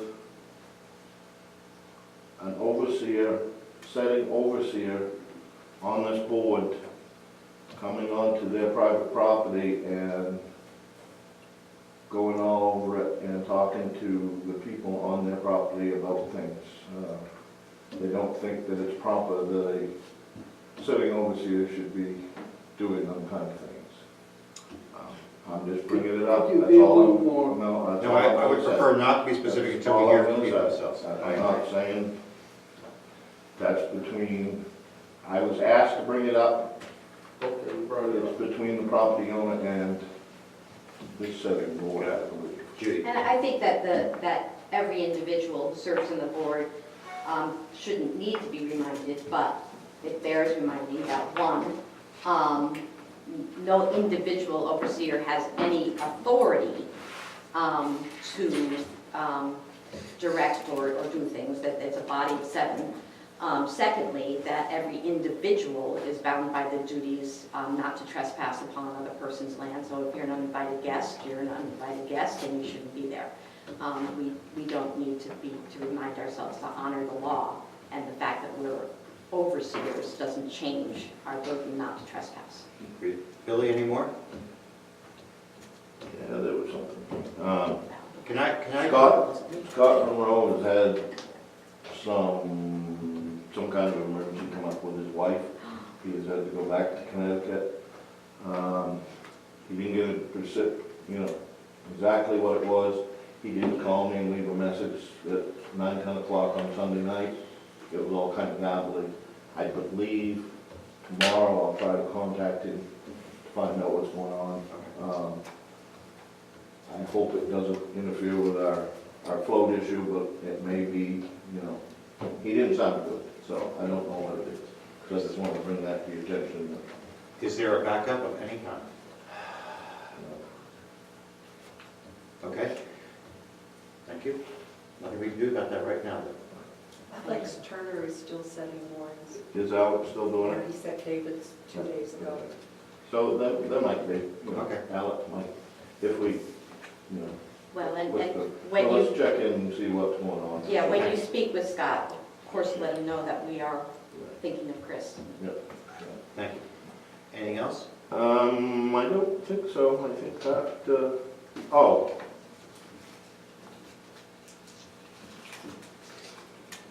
Um, 1 Clinton Street, they've had a contractor down there doing roofing. I guess now they're painting. They have staging in the roadway. That staging has been there over a month because the last time I plowed snow, I couldn't plow snow through there, and it's been there ever since. What's happening is everybody's squeezing real tight to Joanna Knox. They're ruining her little bit of grass ground. I don't want to be accused of being the one who did that. I don't know what's taking them so long, but we're starting to have people complain because they can't get through there. And our trash truck that goes through there was also mentioned, it's getting hard for them to get through there. Why don't we just cover up the one-way sign for a while and make that lower end of Clinton Street too wet for a while. Well, I think it's worth inquiring of the owners that the expected completion date, it's exterior painting, and I think we all know it's been raining. So everybody's probably a little frustrated, including the owner and the painting contractor. Oh, okay. They're roofing, they're doing all kinds of things, not just that. But I think the solution of covering up the one-way sign for a short period of time is a good idea. Do they want me to do that? Do it. Wendy, that's a safety issue. That part you couldn't hear. Just don't go to Lower Clinton. Thanks, I think I saw that the last time I was. Yeah. Anything else, Bill? I'm gonna go ahead and do some work on Oak Street that we've been talking about for the last 3 years. It's got to get done. Yeah. And I'm gonna place some rocks at the bottom of Oak Street. Thank you. Because as you look, you see where somebody's driven through there and it's not far. Yeah, I gotta fix that. Thank you. But we gotta fix the water problem. And that's probably roughly it's gonna cost $3,000. That place is listed for sale, right? Right. There's one house there, Yeah. but we gotta fix that street. Yeah, it's pretty washed out. I can't wait for the infrastructure anymore. You're learning. That was all Dick's diabolical plot. If I just sit back, Billy will do it. Don't do nothing. We gotta get the ditch back in, we gotta get the road built up, and Yeah. we gotta fix the culvert a little bit there. Yeah. We gotta get it done, because Does it's that require any action from anybody other than you? I mean, is there money in the budget for the $3 grand? Yeah. And Steve's been encouraging Bill to spend it, so. And I've been talking with Steve, keeping a close eye on that budget. So, to keep us in line. So, that's it. Thank you. Good. I'd like to beg the indulgence of the board and just hop forward a little bit so we can have a report from Beverly in the windows, because I know she has to be out the door in a few minutes. So Beverly, why don't you take over right now? Okay. The 10 new windows have been installed. They were installed May 3rd and 4th. I hope you all had a chance to go up and admire them. They look really wonderful. For your information, I stayed both of those days so that there would always be someone from the village that was present. A decision needed to be made on the type of locks. We had discussed using ones that Greg hoped to get and refurbish and put in. Those were not available, so I told him to go ahead and order the old-fashioned black locks, and that's what he did. It will be more expensive than the amount that Steve mentioned earlier. It will be under $15 each. I haven't heard the amount from Greg. He will be installing the locks on Monday or Tuesday. I've talked with Amy. Amy's here Monday. If he comes Monday, Tuesday, I will be here if he comes on Tuesday. And he indicated he wouldn't be able to get to the sill replacement until after Memorial Day because of his commitments to do installations elsewhere. Questions? Thank you. Thank you very much. You're welcome. Yeah, I'm just probably echoing what you were saying, is that Beverly and Paul, but Beverly in particular, has been committed her winter to this and really did great research, and I think the windows are gorgeous. Yes, the windows look They excellent. do look great. We came out the right side. We will be pleased. They almost look like vinyl windows. A lot more expensive. Look, they look vinyl. You go to Capitol, they sound like. Nothing lasts 100 years. We have already. Lee's gonna last 100 years. My house Just has. pickup truck. Yeah, and the windows are beautiful. I'm gonna need an invoice, and I'm gonna need approval, because I don't have approval to pay out. On the locks. Mhm. I move that the locks as purchased by Mr. Gordon be paid for out of the funds that we set aside. I'd agree with that. And do you have for no more than $15 each? Is what that Well, we was. already authorized $25, didn't we? No, we went back down to 6. Six. Because We thought we were going to do this. he thought he was going to be able to get the black ones, the cast iron ones that you like, from someone he knew for $6. He couldn't, so then he had to come back, and then he did the And as long as I have an invoice, I can get a check and have it sitting here, if you want to I avoid will having to send, wait. I will Yeah, send you the invoice when I have it. beautiful, thanks. There's a motion on the floor, I believe. Yeah. Second. Second by Lee. Any discussion? All in favor? Wendy? That's all unanimous for the up to $15 per lock. Thank you very much, Beverly, for waiting also. I'm going to insert an item into the agenda here today and henceforth, which is at this point, after the report of the village agent, I'll ask Amy if she has anything that she wants to add to discussion or questions or notes for us. Your chance to shine, Ryder. Nothing from me today, actually. Okay, I have a request of you, which is, Steve had earlier mentioned that you were going to be providing these summer hours, and I think we should announce those out loud, since this is going on to video. Excuse me, and people will be watching this and might want to learn what the summer hours are. So remind everybody, what are the summer hours of the office? The summer hours will be Sunday from 9 to 2, Monday from 9 to 3, Wednesday noon to 7, and then Friday 9 to 3. And I have posted on all of the bulletin boards those hours. And do we have them out front on the front door also? They are in the front door, yes. Thank you. You're very welcome. Appreciate that. Well, if the Sunday hours conflict with our meetings, They include, They may, if somebody does come in, like in the past, you know, usually I'll get up and I'll help, but it's a rare occurrence that we've had people come in during the meetings that I've had to, it's gonna get busier in the summer. we'll deal with it when it happens, yeah, usually somebody, like if I'm gone for too long, will take the minutes during that time frame. Right. Plus, I can also get the minutes off from the meeting too. Okay. Judy? That raises a question that I have of Amy in particular. Are those numbers, of course, are subject to change because of the post office schedule? Right, yeah. How frequently does that happen? It's happened more frequently than I thought. I know during the holidays, of course, there was a lot of packaging that needed to be delivered, so they wanted me more. I know how it's going to be during the summertime. I would assume that there's probably going to be vacation times that I'll probably have to cover for, of which I will post on the door. If there is any time when I'm pulled into the post office and I'm supposed to be here, I will put a note on the door letting people know that unfortunately the office is closed for today. I couldn't give you a definite as to 1 week to the next. So, I yeah. just don't know. You get those calls at the moment that they need you? And even the day, yeah, because I mean, last Thursday, I think I worked for them, and they told me that day that they needed me on Friday.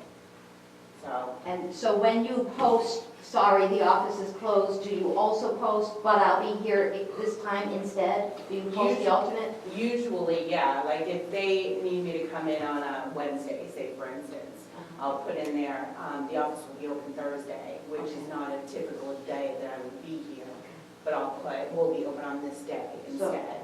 Unfortunately, last week, I'm already off on Saturday because I work for the post office every Saturday, so I wasn't able to make up that time on Saturday when we'll be in on Friday. Right. And so I appreciate that, the efforts you make to both, to get that communication out in the best way you can. I don't know if it's worthwhile sending a note to Danny every time, because that would just add to his burden, but communication is, I'll be Vicky, communication is key. Yeah. So, I just worry about the person who's coming to get dump stickers and sees the sign that says closed, and that sigh, that will be directed at you at some point. So, Thank you, Amy. Committee reports, Communications Committee. I believe it's John Woolsey who's not in attendance today. Am I correct? yeah, Danny's, Finance Committee. nothing to report. Infrastructure Committee. Yeah, we met last Friday. Yeah, had a very good meeting. We sat around, drank some beer, told some jokes. We got quite a bit done. We talked about the community hall. There are two areas we're dealing with. But the community hall, basically, we've divided that into 3 separate efforts. The first effort will be the office down here for roughly $5,000. The second effort is the upstairs, replacing the bad wiring and doing a general upgrade and a safety issue. Thanks to Steve for finding some of the people that are involved in this. And the third issue will be whatever the Bayside Arts wants. We're going to separate that out and kind of talk that funding and all of that separately. So we talked about doing, because the upstairs is going to be used throughout most of the summer, we would probably like to do that later on in the summer, back when we have the better idea what our finances are And the office, we can do both standing time, once we get approval. So, Is there a price also for the upstairs yet, or not necessarily? yeah, the upstairs is in the $8,000 range. We're talking roughly $13,000 for the total bid that came in. We have one estimate from B&R Electric, which is to do the office and the upstairs is $12,800. So I'm saying it's roughly $13,000, roughly $5,000 down here, $8,000 upstairs. And this is all exclusively electrical work? All exclusively electrical work. You might tell the rest of the board that not everybody can do this electrical work. There seems to be some issue about licensing, we've got an input from the MMA, which I need to reread again because I didn't really understand all of it. And we're shying away from going after the fire marshal because that's probably too encompassing for what we're looking for. But we definitely want to bring the upstairs wiring into code. Maybe add a couple of things. We talked about putting some outlets on the front wall, a couple of outlets there, light over the rear, fire exit, those types of things. Those would be add issues. Steve? Yeah, I talked to Maine Municipal Association because it seemed like we were having a hard time getting a straight answer from anybody as to who we needed to talk to.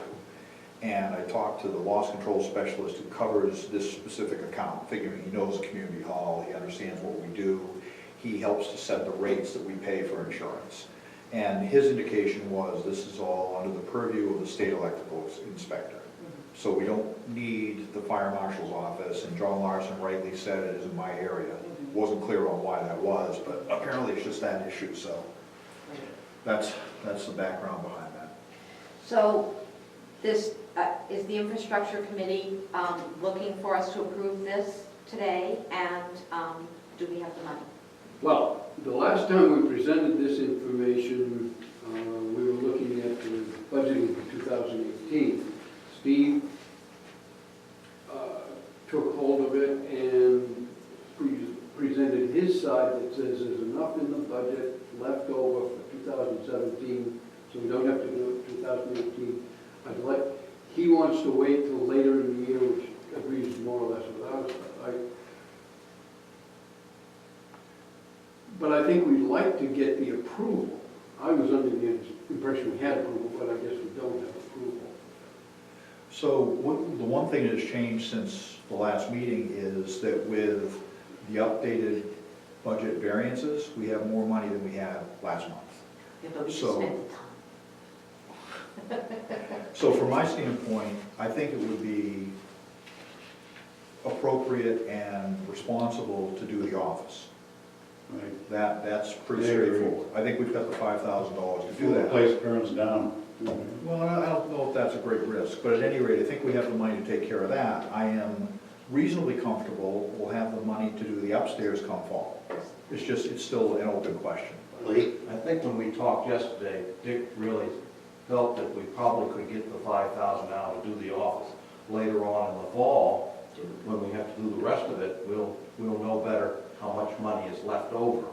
So, well, I think what Dick is asking, tell me if I'm wrong, Dick, is that we want the $5,000 now to do the office.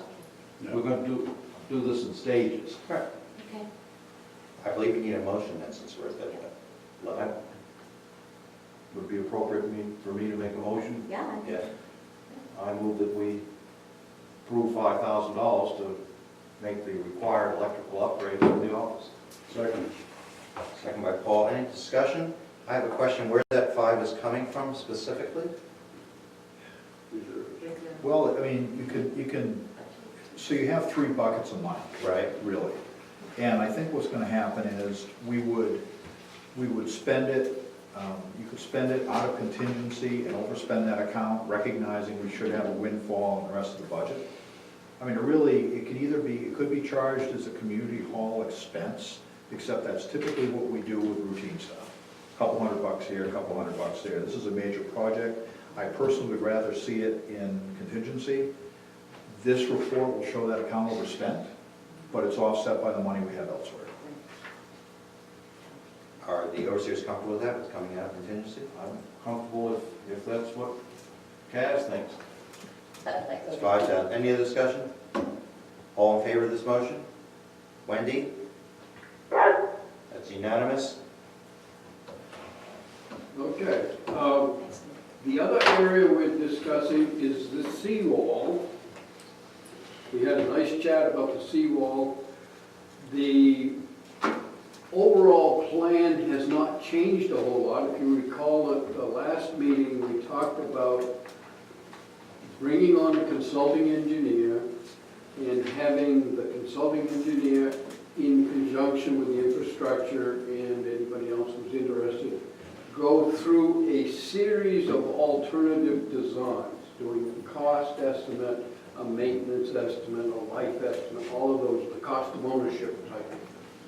And then presenting this to the village, people, residents of the village, so that they have some input. Now, this would be a non-binding thing because we probably have 5 or 6 on the list. So you don't want a hard vote or you end up with, 12 people controlling the vote. Let the great choice vote in. Yeah, and, well, I don't even understand that. But anyways, it would be a non-binding type of thing, but at least get a flavor of the village feeling as to, for example, I think everybody would love to see a granite wall, but I don't think everybody wants to pay for a granite wall. So that's the question as to what do you want to see and what do you want to spend? And hopefully we'll have those things so we can mesh those together and get a flavor.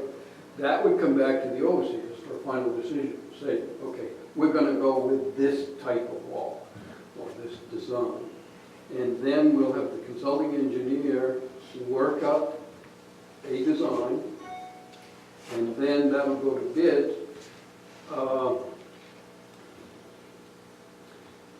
At the August 2018 annual meeting, we would be basically deciding to send the contract out for design. In 2009, and then from there it would go up to bid, and then the consulting engineer would help us with the bid opening process. And then in the 2019 annual meeting, we would have exact numbers as to exactly what we want to build. We would be approval of that. So construction would be late 2019, 2020, provided we don't get a big storm and we end up with a mishmash. Jake, just backing up a bit, when would this, you hire a consulting engineer, they come up with the 3 to 5, however many design specs, when would that be put in front of the village residents? That would be the June, July of 2018. A year from now, A year from now. they would be seeing what the consulting engineers come up with. Yes. They would be making some kind, we would get some flavor back, as you say, Yep. that would allow us to put something in front of them for the annual meeting in 2019. 2019 would be, yes, the annual meeting 2018, which would be following the presentations, Right? would be to approve the contract to design the, So people are looking at something in June, July. By August, within a few weeks potentially, we'll be saying, you said this, and here's the contract for what that's going to cost, and we're ready to go out with it. Is that what you're saying? no, here is the contract for our consulting engineer to design. Design what the majority of you agreed that you want to see. Yeah, what we. Or however we feel is frame it. General flavor, yeah, Consensus. the consensus. Majority, yeah. So once people look at it in June, July of next year and make some decision, that's the direction we're going in. We're not going to waver from that. We have to commit to and say to a consulting engineer, this is the kind of design we want you to work on. Yeah, Okay. and, I mean, I would expect that once the consulting engineer comes up with the design, then it goes out to bid. That would be early 2019. We'd be doing the design end of 2018, early 2019, go out to bid. We get the bids back prior to the annual meeting, so we would know. Now, I would expect that we would see some alternatives. No matter what you send out for a design, somebody's going to come back and talk about composites or something. Yes? Just sort of a question on terminology. When you say you're going to have a consulting engineer design, have you decided not to do design build? Yes, we've gone away from the design build. That was the original plan, was send it out to a series of contractors, say, look, you design this, you build it. I felt, well, the board kind of directed me that we would have more control over the design and more control over events if we did it as a separate design and build. Yeah, that decision is going to fall to the infrastructure committee and the overseers to approve. I would encourage you as you go through this process to at least leave that mentally on the table. So if you want to revisit it and go that route. The design build. Because because I started this project 2 or 3 years ago and ran out of time to do anything with it. And the sense that I got from talking to 2 or 3 different groups was that design build might ultimately be less expensive. Because if you have an engineer with a separate invoice for designing something, it could be more expensive. And an example that was given by, I think, Proc Marine at the time is depending upon what you're going to do. If you were designing something like the wharf that was weight bearing, you want a design engineer. You want people looking at this, it's going to be weight bearing, there are people on it, there are risks, there are all kinds of things that go on. By the same token, when you're building a seawall, it's a little bit different. There would still be an engineering review because they don't want liability, but it's a less involved engineering process than having a firm like Rob Frank's firm do the full design.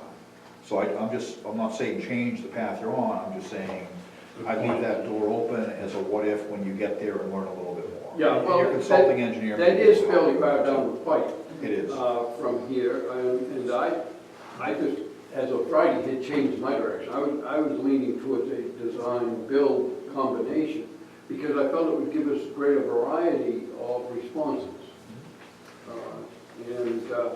But I also felt that we might kind of lose control of the design.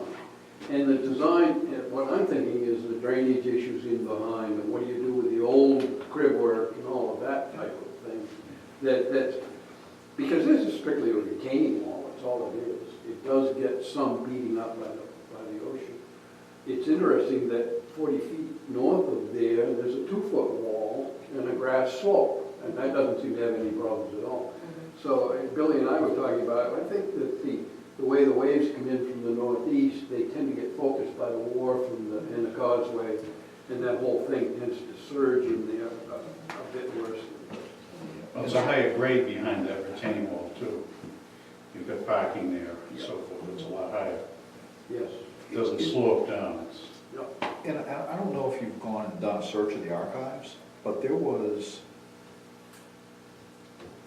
some bidding done to replace that when we redid the wharf. Right. Yeah. So we have a list of vendors WBRC, and prices at that time for Rob Frank's design, Yeah. just as another piece of information for you guys to know. Right. We have searched the records, can't find anything. We have had people volunteer, members of the infrastructure committee who know Rob Frank, volunteer to go to Rob Frank and get copies. Yeah. That has not happened. We're basically blind as far as what that was. So That was did- one with The the walk. boardwalk. The boardwalk, Yeah. Did Which I really no liked. one go to Rob, or did Rob not respond? Is it Mike? Yes, Rob didn't respond, which. I don't know. I will reach out to Rob and see if he'll respond. Thank you. So what action, if any, does this board need to take now? I don't believe the board needs to take any action other than saying, boy, that utility committee or infrastructure committee is really doing a good job. That's- You're really doing a good And they job. are. So from a The good financial team. standpoint, I think everything makes a ton of sense, but just to make sure I'm clear. You guys are out now searching for that engineer to work with you. We are. And you may or may not have numbers We don't have any better number than the 15 grand we gave you. But you might by the time you get to the annual meeting. We might. And it is, just as an FYI, depending upon what that dollar amount comes to, we may not need to have that on the annual meeting warrant if we have the money sitting around. So Well, I'm expecting to try to budget that in the budget and not have to vote it at Understood. the annual meeting. No, which it still gets voted on at the annual meeting, depending upon how But- big that nut is. Not separate But budget. if we still have money in this year's budget, my preference would be to spend the money we already have, just as an FYI. And maybe we pay half of it in funds from this year and half from next year, I don't know, just. The potential is, if we can find a consulting engineer that the infrastructure and the overseers like, and we have monies available, we could start this process earlier than January 2018. Absolutely. And that means we might, if we pushed it, get it a year ahead on the schedule. I don't want to try to put this thing into a schedule that is going to be difficult to meet. Right. We don't need that. There's like God's grinding, it's slow, but it's exceedingly small. Fine, whatever. Lee, you had a comment? One of the things that we discussed was going with what Dick is talking about. It's going to insulate the overseers from a lot of bad blood that can surface from this type of project. And we found out that with the Maple Street project, and we're going to try to learn from the mistakes that were made on that. Having a lot more public hearings. Yeah, that's generally, that's absolutely true. And I think, I'm pretty sure that we're gonna get a, so what, type of reaction from the majority of the villagers. But there may be a few that have some comments. But we at least give them the chance. Appreciate it. The other thing that was discussed at that meeting is this is a repair. Absolutely.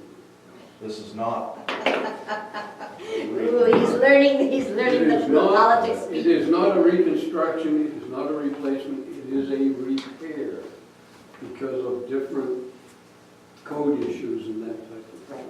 Right. A repair in place. Now, that's one of the things we need a civil engineer for, or the consulting engineer.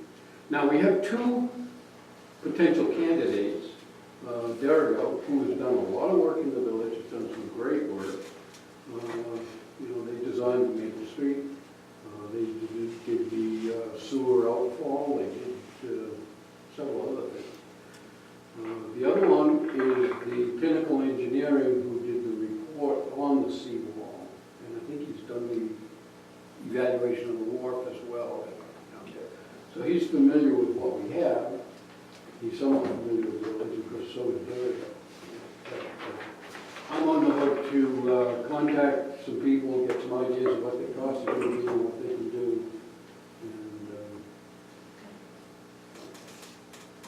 And that's about it as far as infrastructure. Because again, the community hall windows look great. I don't know if any monies has been raised along those lines. It went out in the newsletter. In the newsletter, I don't know if If checks. you'd like to make a call, please hang up and try again. We lost Wendy right when her report starts. So I think You have no checks in infrastructure. the mail in the last 2 weeks. I'd like to comment that Dick did a nice job at the infrastructure committee meeting, presenting us with diagrams for the electrical. And Billy did a good job telling us why we needed to do different things and how it was to be done. Yeah, really helpful. So it really helped. Please.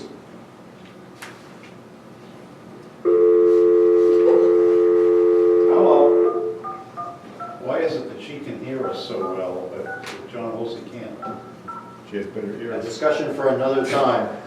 She's probably 30 years younger, for one thing. Hello. You can't get away that quickly.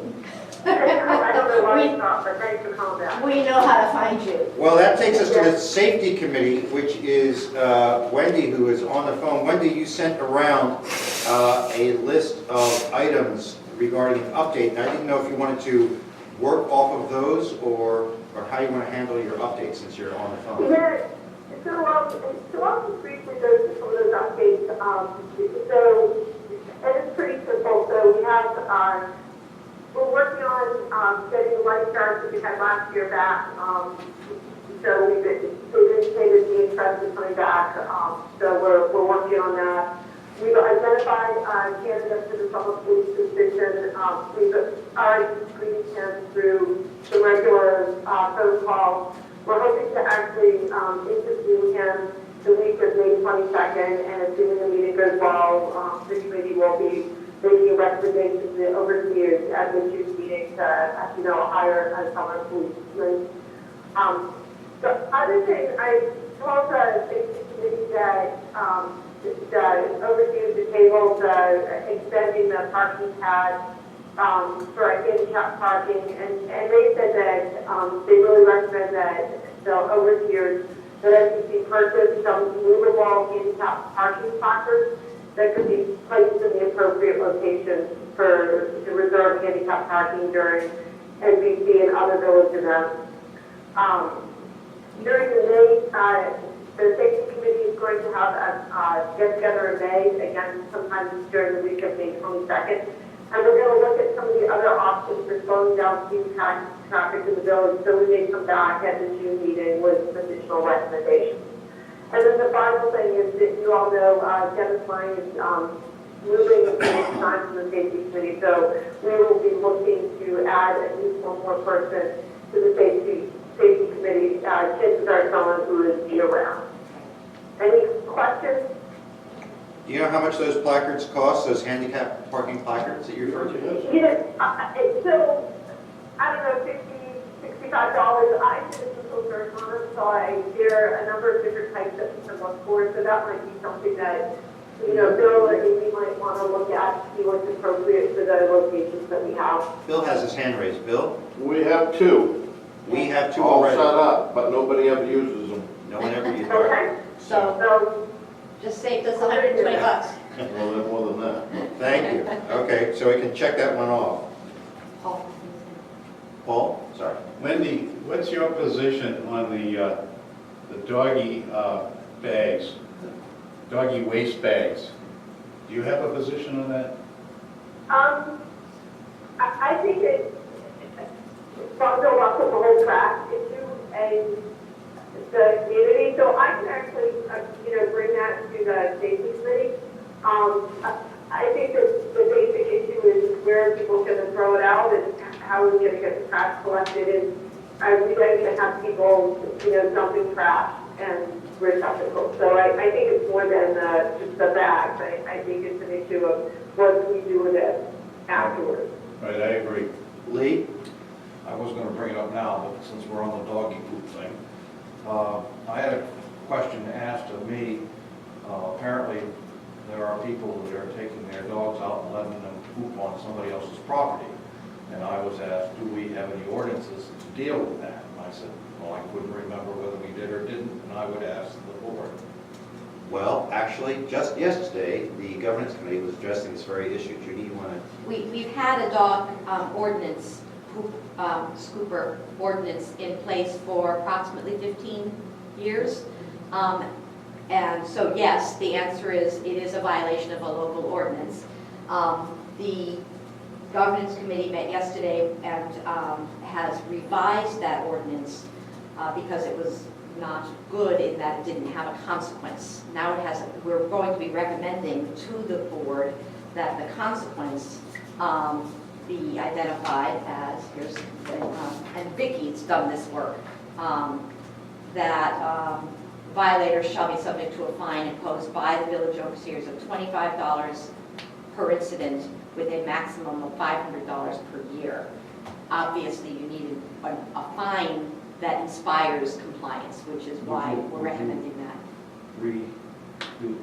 Tell me again. 25 per incident, maximum 500 a year. How will that be enforced?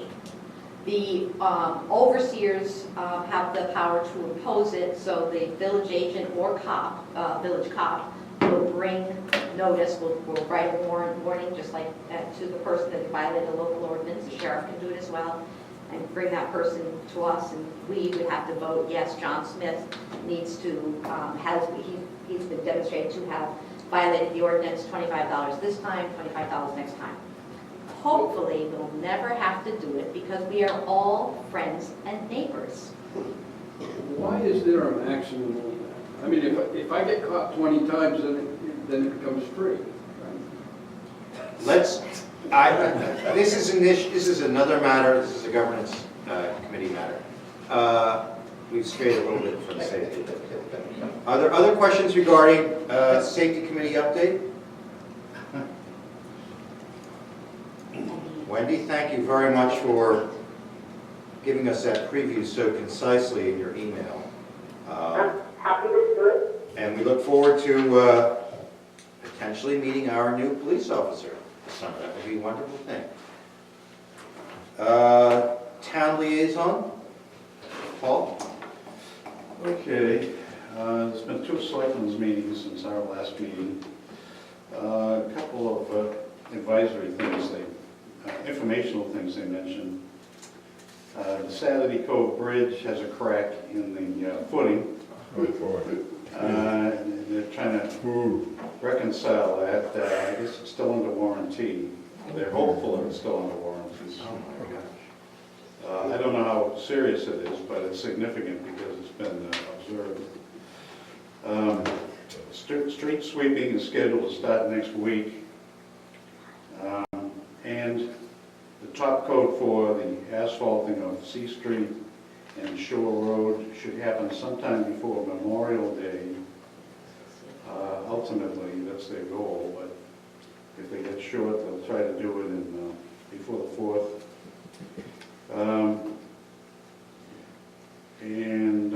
I witnessed a financial report by the school committee and school superintendent who was retiring, and they're doing a great job. I've seen the school; it looks beautiful, looks brand new, and they're anticipating that they'll be able to save us $100,000 in this current year's budget. And they've done a great job at saving us money, reducing our tax load, and I think they deserve a lot of credit. I think that the school committee, it was chaired by Mark Lynch, has done an exceptionally good job. And just wanted to mention that I think we're fortunate to have these people involved, giving our kids a good education. Judy? When is the next selectmen's meeting? It should be in a week from Monday.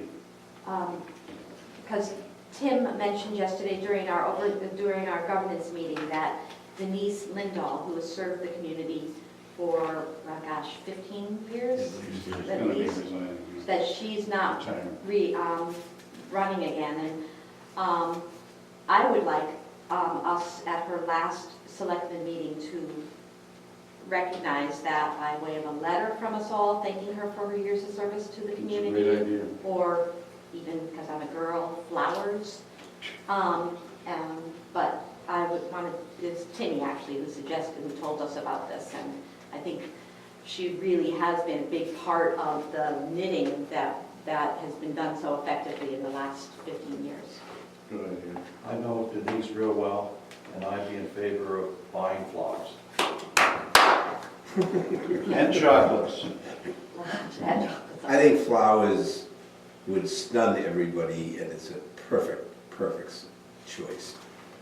Okay, Paul, so. you'll be attending that meeting a week from Monday? Yeah.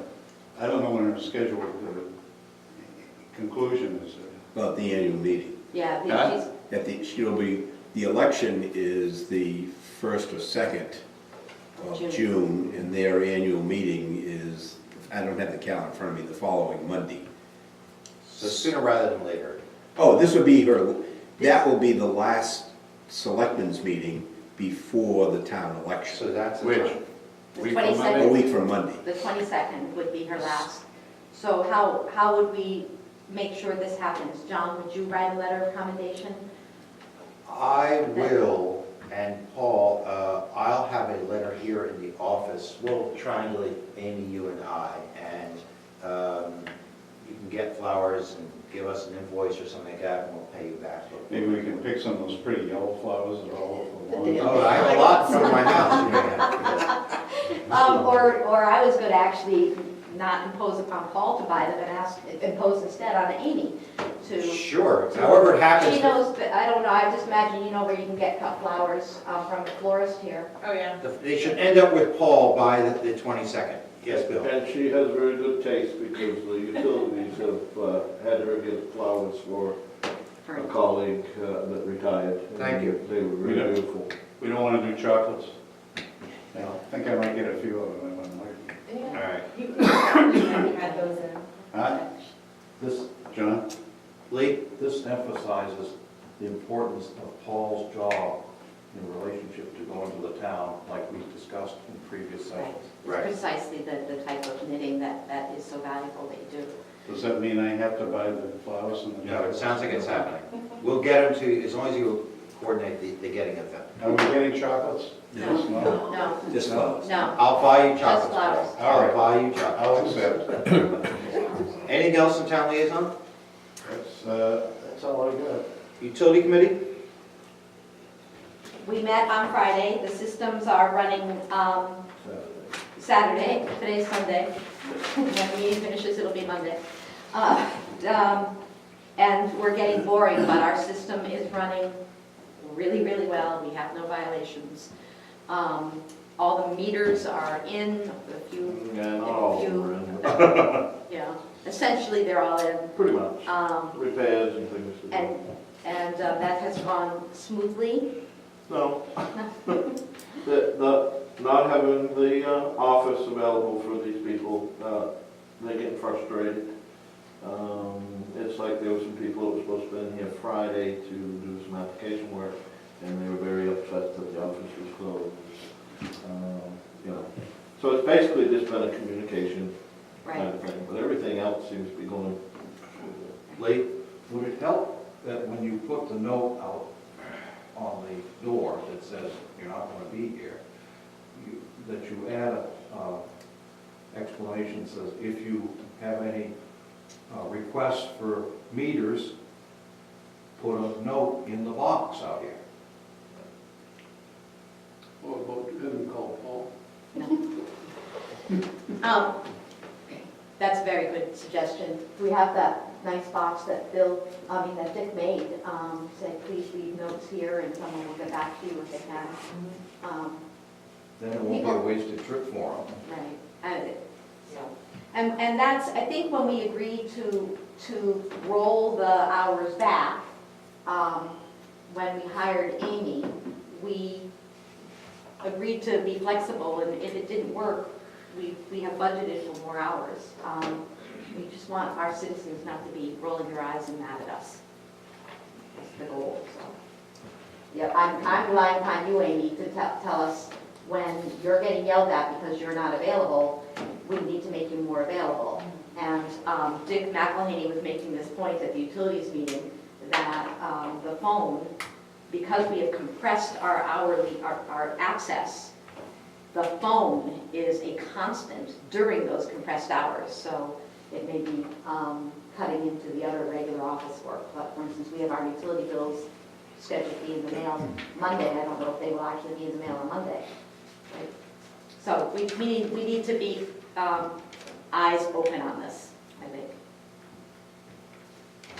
And that was a topic of conversation at the utilities meeting, so I'm glad that you brought that. Did those utility bills, are they going to have a notice in them we talked about regarding, thank you, regarding for the cameras, there was going to be a notice in utility bills regarding the change date this year when taxes are due. Just a reminder for people. Which is September 1st. September 1st, starting this year. Thank you.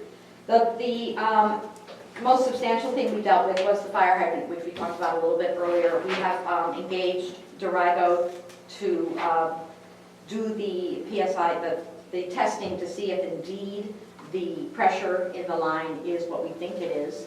And if the tests come back the way we think it is, we are then going to hire a company to install a hydrant. They will get on that work immediately. It costs $2,000. It's coming from the utility budget.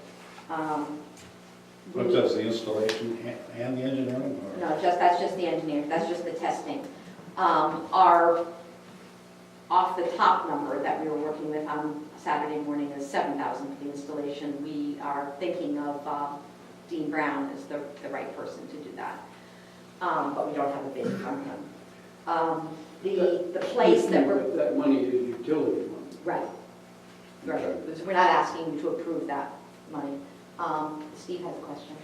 And you're correct, but the overseers do or should have a say in two things, in my estimation. One is location, if we have options, we may not have options. And the second is, because they're gonna pay this rate for a very long time, they should have some say on whether we do one or two, if the two are options. Exactly. So when I hear you say go forward with all possible speed and install the hydrant, I think it needs to come back here before that happens. I was about to say that we talked about locations and talked about that precise issue as to bringing it back here. The location, we confirmed we have 4 stubs. One at the top of Ruggles, one at the top of Blaisdell, top or bottom of Blaisdell? Bottom of Blaisdell. One up on the bluff near the Kelly Cove subdivision, and one down Shore Road around Kelly Cove. Yeah. In terms of bang for the buck, our recommendations are going to be 1 or 2 hydrants, depending on cash flow and depending on the village's desires, and water flow, what the engineer tells us. You obviously reach the most dense portion of the village at Ruggles. Blaisdell, you reach another significant dense portion as well. You don't reach as much as many homes at the other 2 locations. So in terms of prioritizing, we're looking at Ruggles and Blaisdell, the other 2. The other piece that we talked about is we have a gravity feed hydrant right at the opposite where the Ruggles Park stub is. That's at the corner of Broadway and Griffin. That is just gravity feed.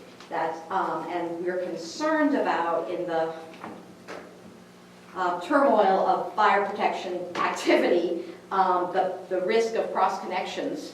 It would probably be our recommendation that if we put the hydrant, the one supplied by Belfast City Water at the top of Ruggles, we would disconnect the gravity feed one that's right across the street, because we don't want to have cross connections, because you don't want to have that negative, is that the right word, negative feed? How would it cross connect? I would ask a volunteer fireman that. There's separate lines. Yeah, but if they get a major fire going and they're pumping on the hydrant that's on potable water, which is our drinking water, and they also hook up to the hydrant on the other side of the street, then now you're using non-potable water, and there is a potential for a cross connection, because firemen ain't gonna think about that. They're gonna think about getting the most water they can get to put this fire up, and if they cross the hose, or they tie it into a Y to another hose, or whatever, possible cross-contamination. You gotta eliminate that. That's, So we expect that. Backflow preventer. Yeah, but you can't rely on it in that instance, because the adrenaline's high, it's a fire, if there's somebody in there, all bets go out the window. The main concern is save life. Okay. The plan is that we will have Dorigo's report, that we assume it'll say what we think it'll say, but we don't want to proceed on assumptions.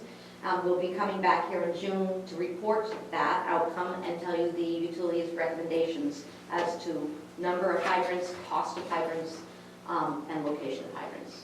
So if one is 7,000, 2 is 14,000? Is that reasonable? Yeah, and the cost of installation is a utility department cost, because we charge the user a rent, which will also be a determination in terms of how many hydrants.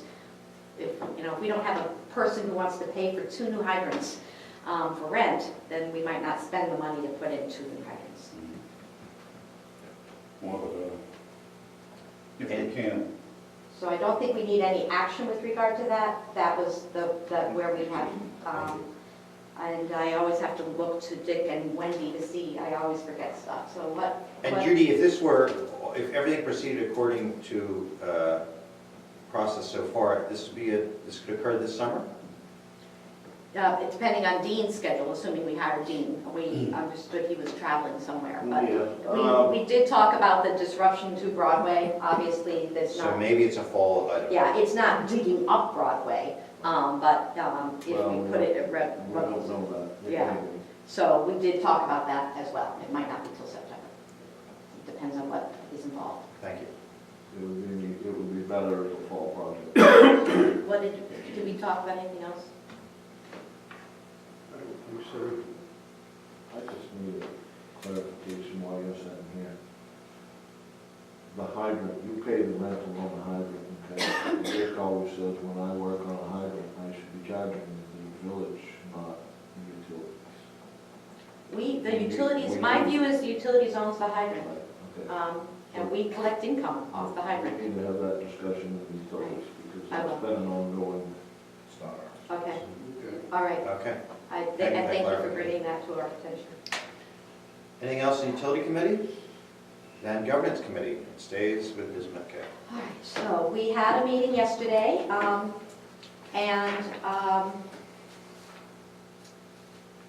so Vicki, who apologizes for not being here, but she's having a well-deserved vacation, presented to the Governance Committee the dog ordinance which we discussed a moment ago, so I won't repeat that, which we'll be making recommendations to you all that that language should be adopted. She also had the tree ordinance, which she reviewed and didn't recommend any particular changes to. We talked about the penalties in that, and because it says you will have to pay what state law requires in shoreline zone and all that already. Yes, and the So- ordinance we didn't change correctly. By the way, just for clarification, the members of the Governance Committee are Judy and Vicki and myself from this table, and also Mr. Samway and Blair, who are sitting in the audience today. So 5 people on that committee, 3 who are elected officials. The bulk of the time is spent reviewing the bylaws of the village as the committee, through its consensus process, has amended them. Our goals have been, for presentation to you all, our goals have been to deal with some inconsistency in terms of particularly committee assignments and how that's done. Can we be clearer? One of the goals we wanted to do was to assure that residents who aren't property owners can still participate, so we get a younger generation in. We don't have to give up our property and get our kids on the committees. We needed in particular to incorporate the quorum language where we want to make sure that we satisfy the state laws in terms of physical attendance.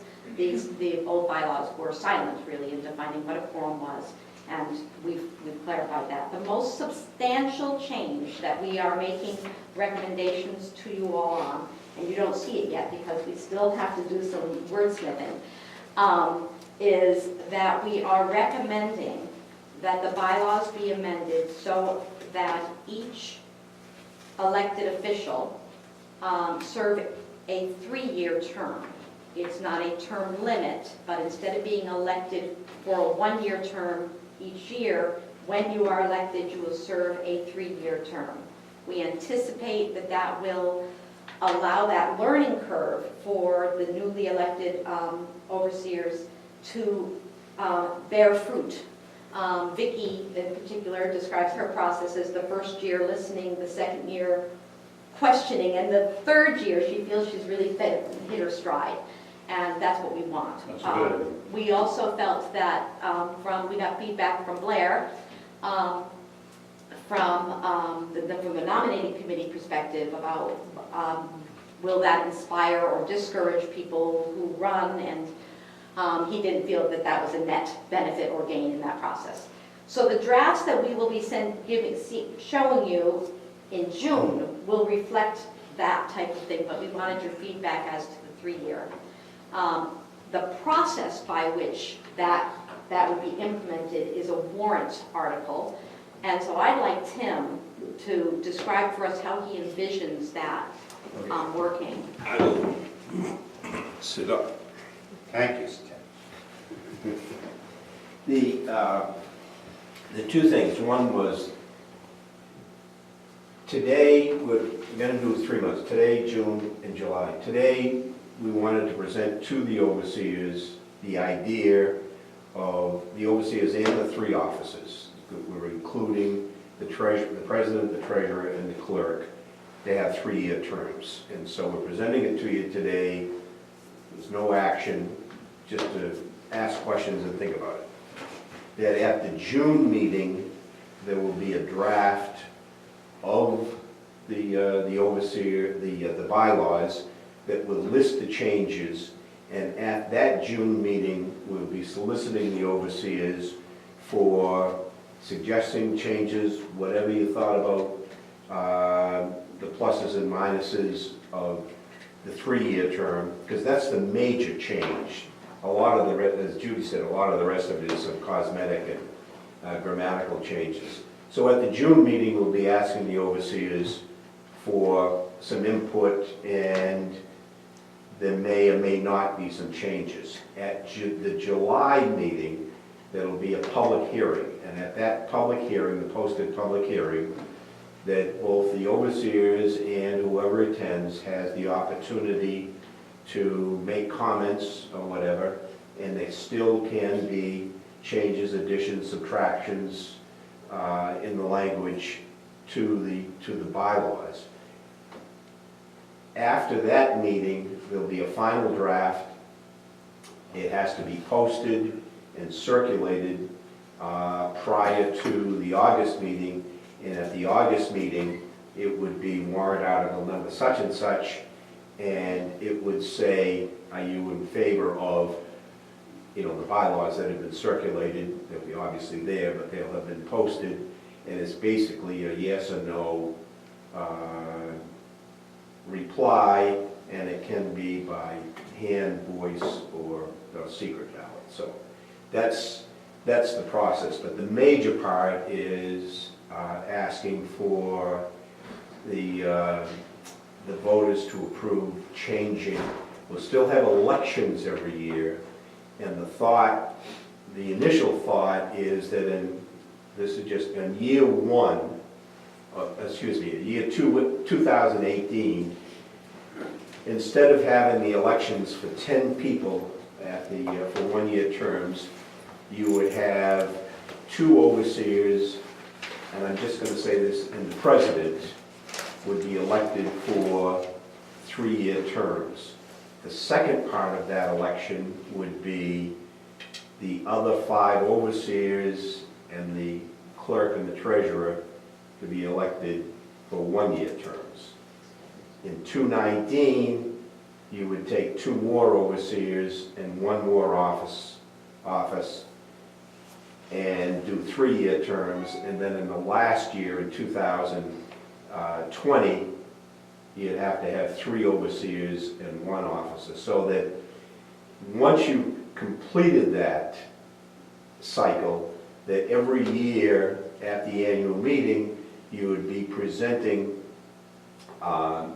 2 people as overseers and 1 person as, you would have the offices open. You wouldn't be presenting people. You would have 2 offices open, overseers open for 3-year terms, and an officer open, and whoever gets nominated or run would go from there. So that's one of the thoughts, but It rolls out. by the time you get there, you can change it. Yeah, ultimately, we're going to stay. And I think, Works that way. if anybody, and I think yesterday, we were just talking both sides of it. What's the advantage? What's the disadvantage? I think just listening to Brockway tonight, this morning, the work that he has to do with the infrastructure committee on the seawall answers the question about, you really want continuity. I shouldn't say, because they have been in the last year. terribly contentious, but there have been some people who've been challenged, as an overseer for 1 year. And so we just thought that it brings it in line with what the utility committee is doing within the village. It also brings it in line what basically the state has done. Years and years ago, at the turn of the century, the selectmen in the state were 1-year terms. They, gradually, went into to 3-year terms. Is this the point where we debate this, or do we wait till next month? Well, actually, just to add a mini clarification, so what the intent is that well in advance of the June meeting, the overseers will receive a new version of the bylaws. And we would have to have some way to indicate what the differences are between the current version and the new version. There'll be red lines. There'll be red lines, so that you would have the opportunity to study those in advance of the June meeting.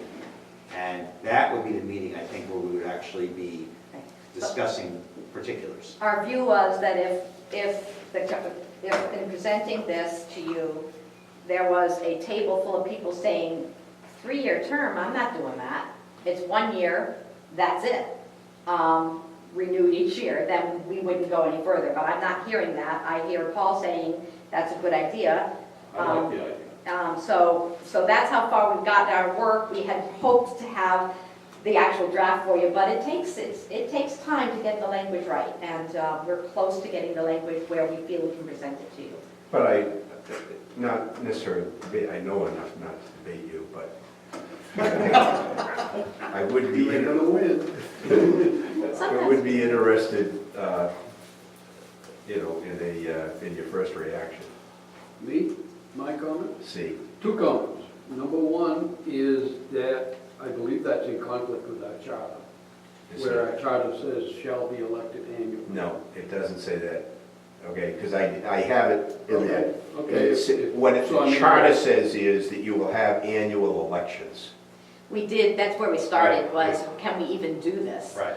And we satisfied ourselves that we could do it. I welcome you all to read that yourself, because we don't want to have that debate when we present the bylaws to the committee. If we've read it wrong, if we can't do this absent going to the legislature, it's a totally different story. But that's where I was at the beginning. We can't do this. We've parsed the charter.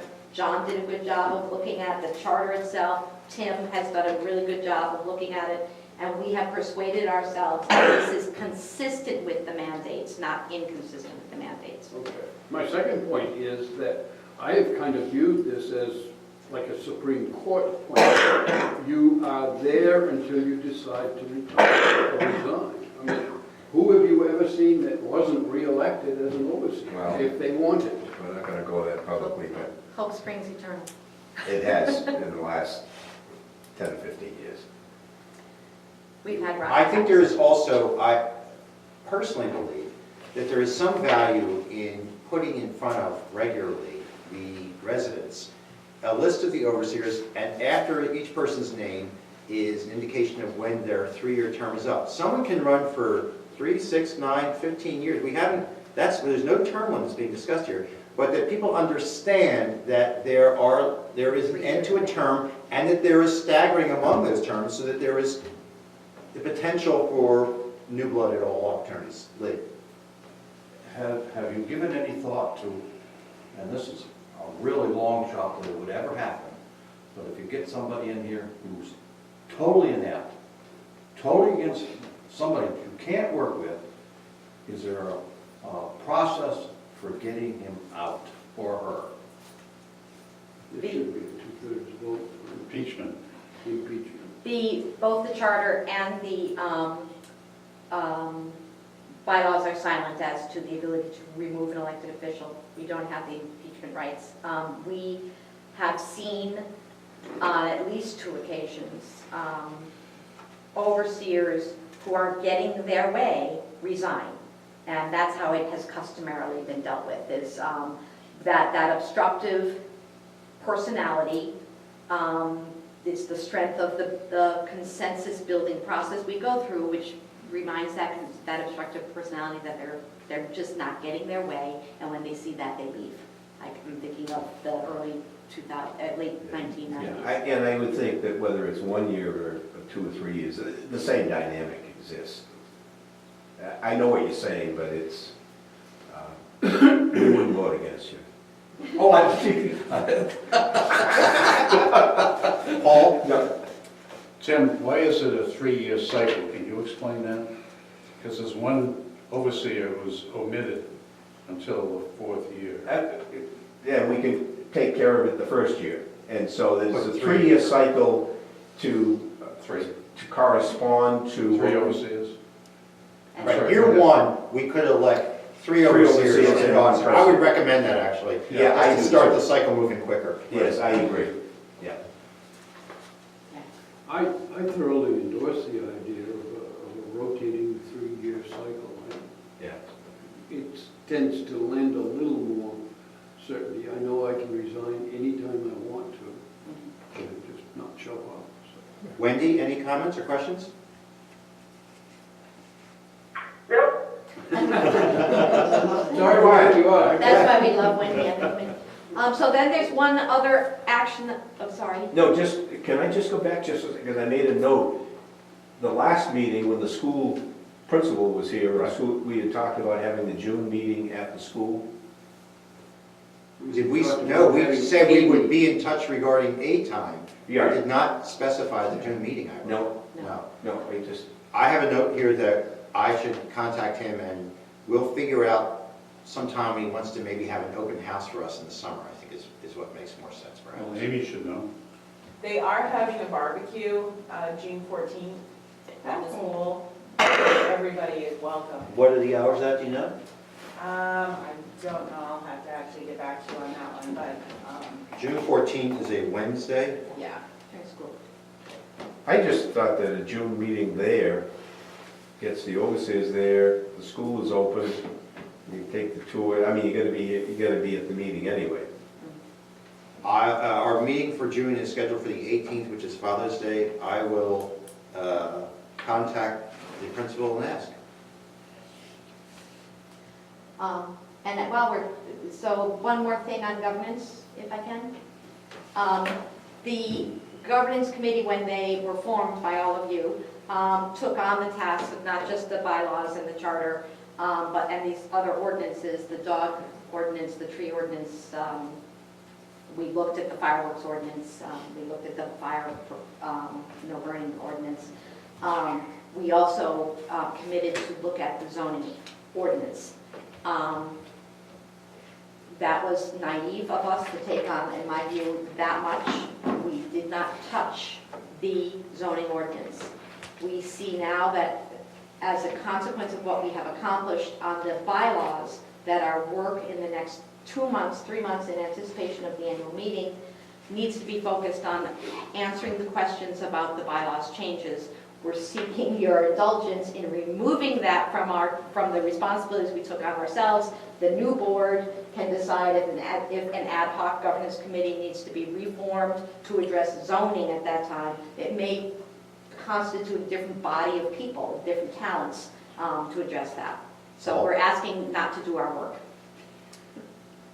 Is it possible to amend the zoning regs to include architectural review process after seeing what's up there on Bluff Road? Anything is possible. Any changes to the ordinance would need to be wordsmithed and then needs to be approved through a public hearing process. That's not under consideration though, currently. But when we organized ourselves as a consequence of having been appointed in October as a governance committee, we thought that we would be looking long and hard at the ordinance. We didn't specifically say, good, we'll talk about architectural review, but we knew that there's issues with our zoning ordinance we need to address. We did not touch the zoning ordinance because the bylaws and the charter really took our time. I see the bylaws taking our time in the next 3 months. We're asking for permission not to do what we undertook to do. Lee? I would say we ought to give them the time to do what they're doing right to start with, and if they don't have the time to do the rest of it, put it off. As Judy indicated, the next board can determine whether it wants to reform the governance committee with potentially new people who could exclusively focus on the zoning ordinance, having addressed all the other matters. I mean, we had to deal with that in the infrastructure. There's only so much you can do, and you can't rush it. Right, and we would have been, well, the other side would be to cobble together something saying, oh yeah, we did that. We're weary, and we feel as though we wouldn't be doing it right. I feel also I should mention that it was my task to focus on the charter specifically. Obviously, touching the charter is a much more delicate operation than the bylaws or ordinances, because changing the charter requires legislative approval. We did look at the charter as compared to other corporations of essentially seasonal communities like us, who are mostly up and down the coast of Maine. Some of them are inland. We compared our charter to theirs, saw where there were differences. There weren't many. Most of these charters were created in the early 20th century, late 19th century. They all often have identical language. There were very few differences. One of the few differences was that some of the other corporations had 3-year terms. So we started to look at that as an idea. But in general, we came away from that part of the exercise concluding that for now, the charter need not be changed, that we would look more closely at the ordinances and the bylaws. And that's, but we did consider that, and we have notes on all of those meetings and those reviews. Just the one point, for the point of record, the work being on the Bluff Road is being done by an architectural firm. Would be, Well, you asked for an architectural oversight. right, It is an architectural oversight. So that's the end of the governance committee report. If I can, again, ask for indulgence and go back to utility, because I did forget something. Go right ahead. You will recall that Dennis Wong has resigned as one of our lay trustees. We have talked to Gordon Fuller, we the utility trustees, and he has agreed to be appointed if the overseers would appoint him to fill out Dennis's unfilled term.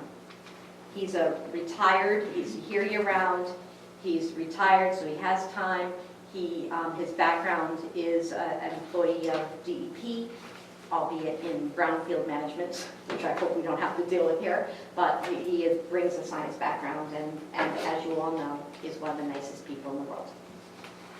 I will make that a motion that we appoint Gordon Fuller My second. to what? to fill the vacancy in the Utilities Committee for whatever term the duration Dennis Wong. Second, or you seconded it already? Please second it. My only question is whether if Gordon is confident that this would not interfere with his other duties. Yes. If you resolve it, I have no problem. As the president, I believe I am the appointer of people to committees, am I correct? Not under the utility trustees. They Not oversee it. utilities, that's correct. So it would require a vote. All in favor? Wendy? Yes? Yes, that's unanimous for Gordon. Thank you. Tell Gordon 5 people voted against him. All right. New and continuing business. Steve? Summer overseers meeting times? I have it written down. Outstanding. I have it written down. We have, for the last 2 years? So for 8 years. A while. Once upon a time, we started at 8 all the time. I see. We have embraced the idea of meeting in the June, July, August, and September meetings it will now be. We now have an August meeting too. June, July, August, and September meetings commencing at 8 a.m. On meeting dates. The intent being to move rapidly through our agenda and get people out the door sooner on sunny Sundays. So, Here, I don't know if we need a motion on that, or we just need to continue practice, and to announce it, we'll make sure that Dennis gets the word out, Dennis. Dan gets the word out also. So we will can you do the 8 a.m.? continue with I that. can, it's difficult, but I know to do it, but in the winter, I hope we go back to the 9 a.m. Oh, yeah. This is through September, and my recollection is the last couple of years, it's been a great idea. We have gotten them to work earlier. So I have this note. Our next meeting is, as I said, June 18th. I will contact the principal at the Drinkwater School and see if they're available to have our meeting there. And I agree, it would be a good way to take a look at the school and have our meeting there at the same time. Other new and continuing business? No, just the Utilities Committee will meet June 16th at 2:30 here. Maybe that might be a good meet and greet day. At least at Tuesdays and Thursdays. Wendy, is there anything you'd like to raise? Nope. Okay. Anything else? Paul? My understanding is that Amy's going to contact me when the letter is ready. I'll prepare a letter, I'll give it to Amy, she'll get the flowers, well, she'll give both to you, so you'll have them by next month. I don't have to pick them. So you have to arrive here to pick them up and take them to the select. Yeah, you're gonna have to get those yellow flowers. Those pretty yellow ones. That being it, I adjourn this meeting. All right. Bye, Wendy.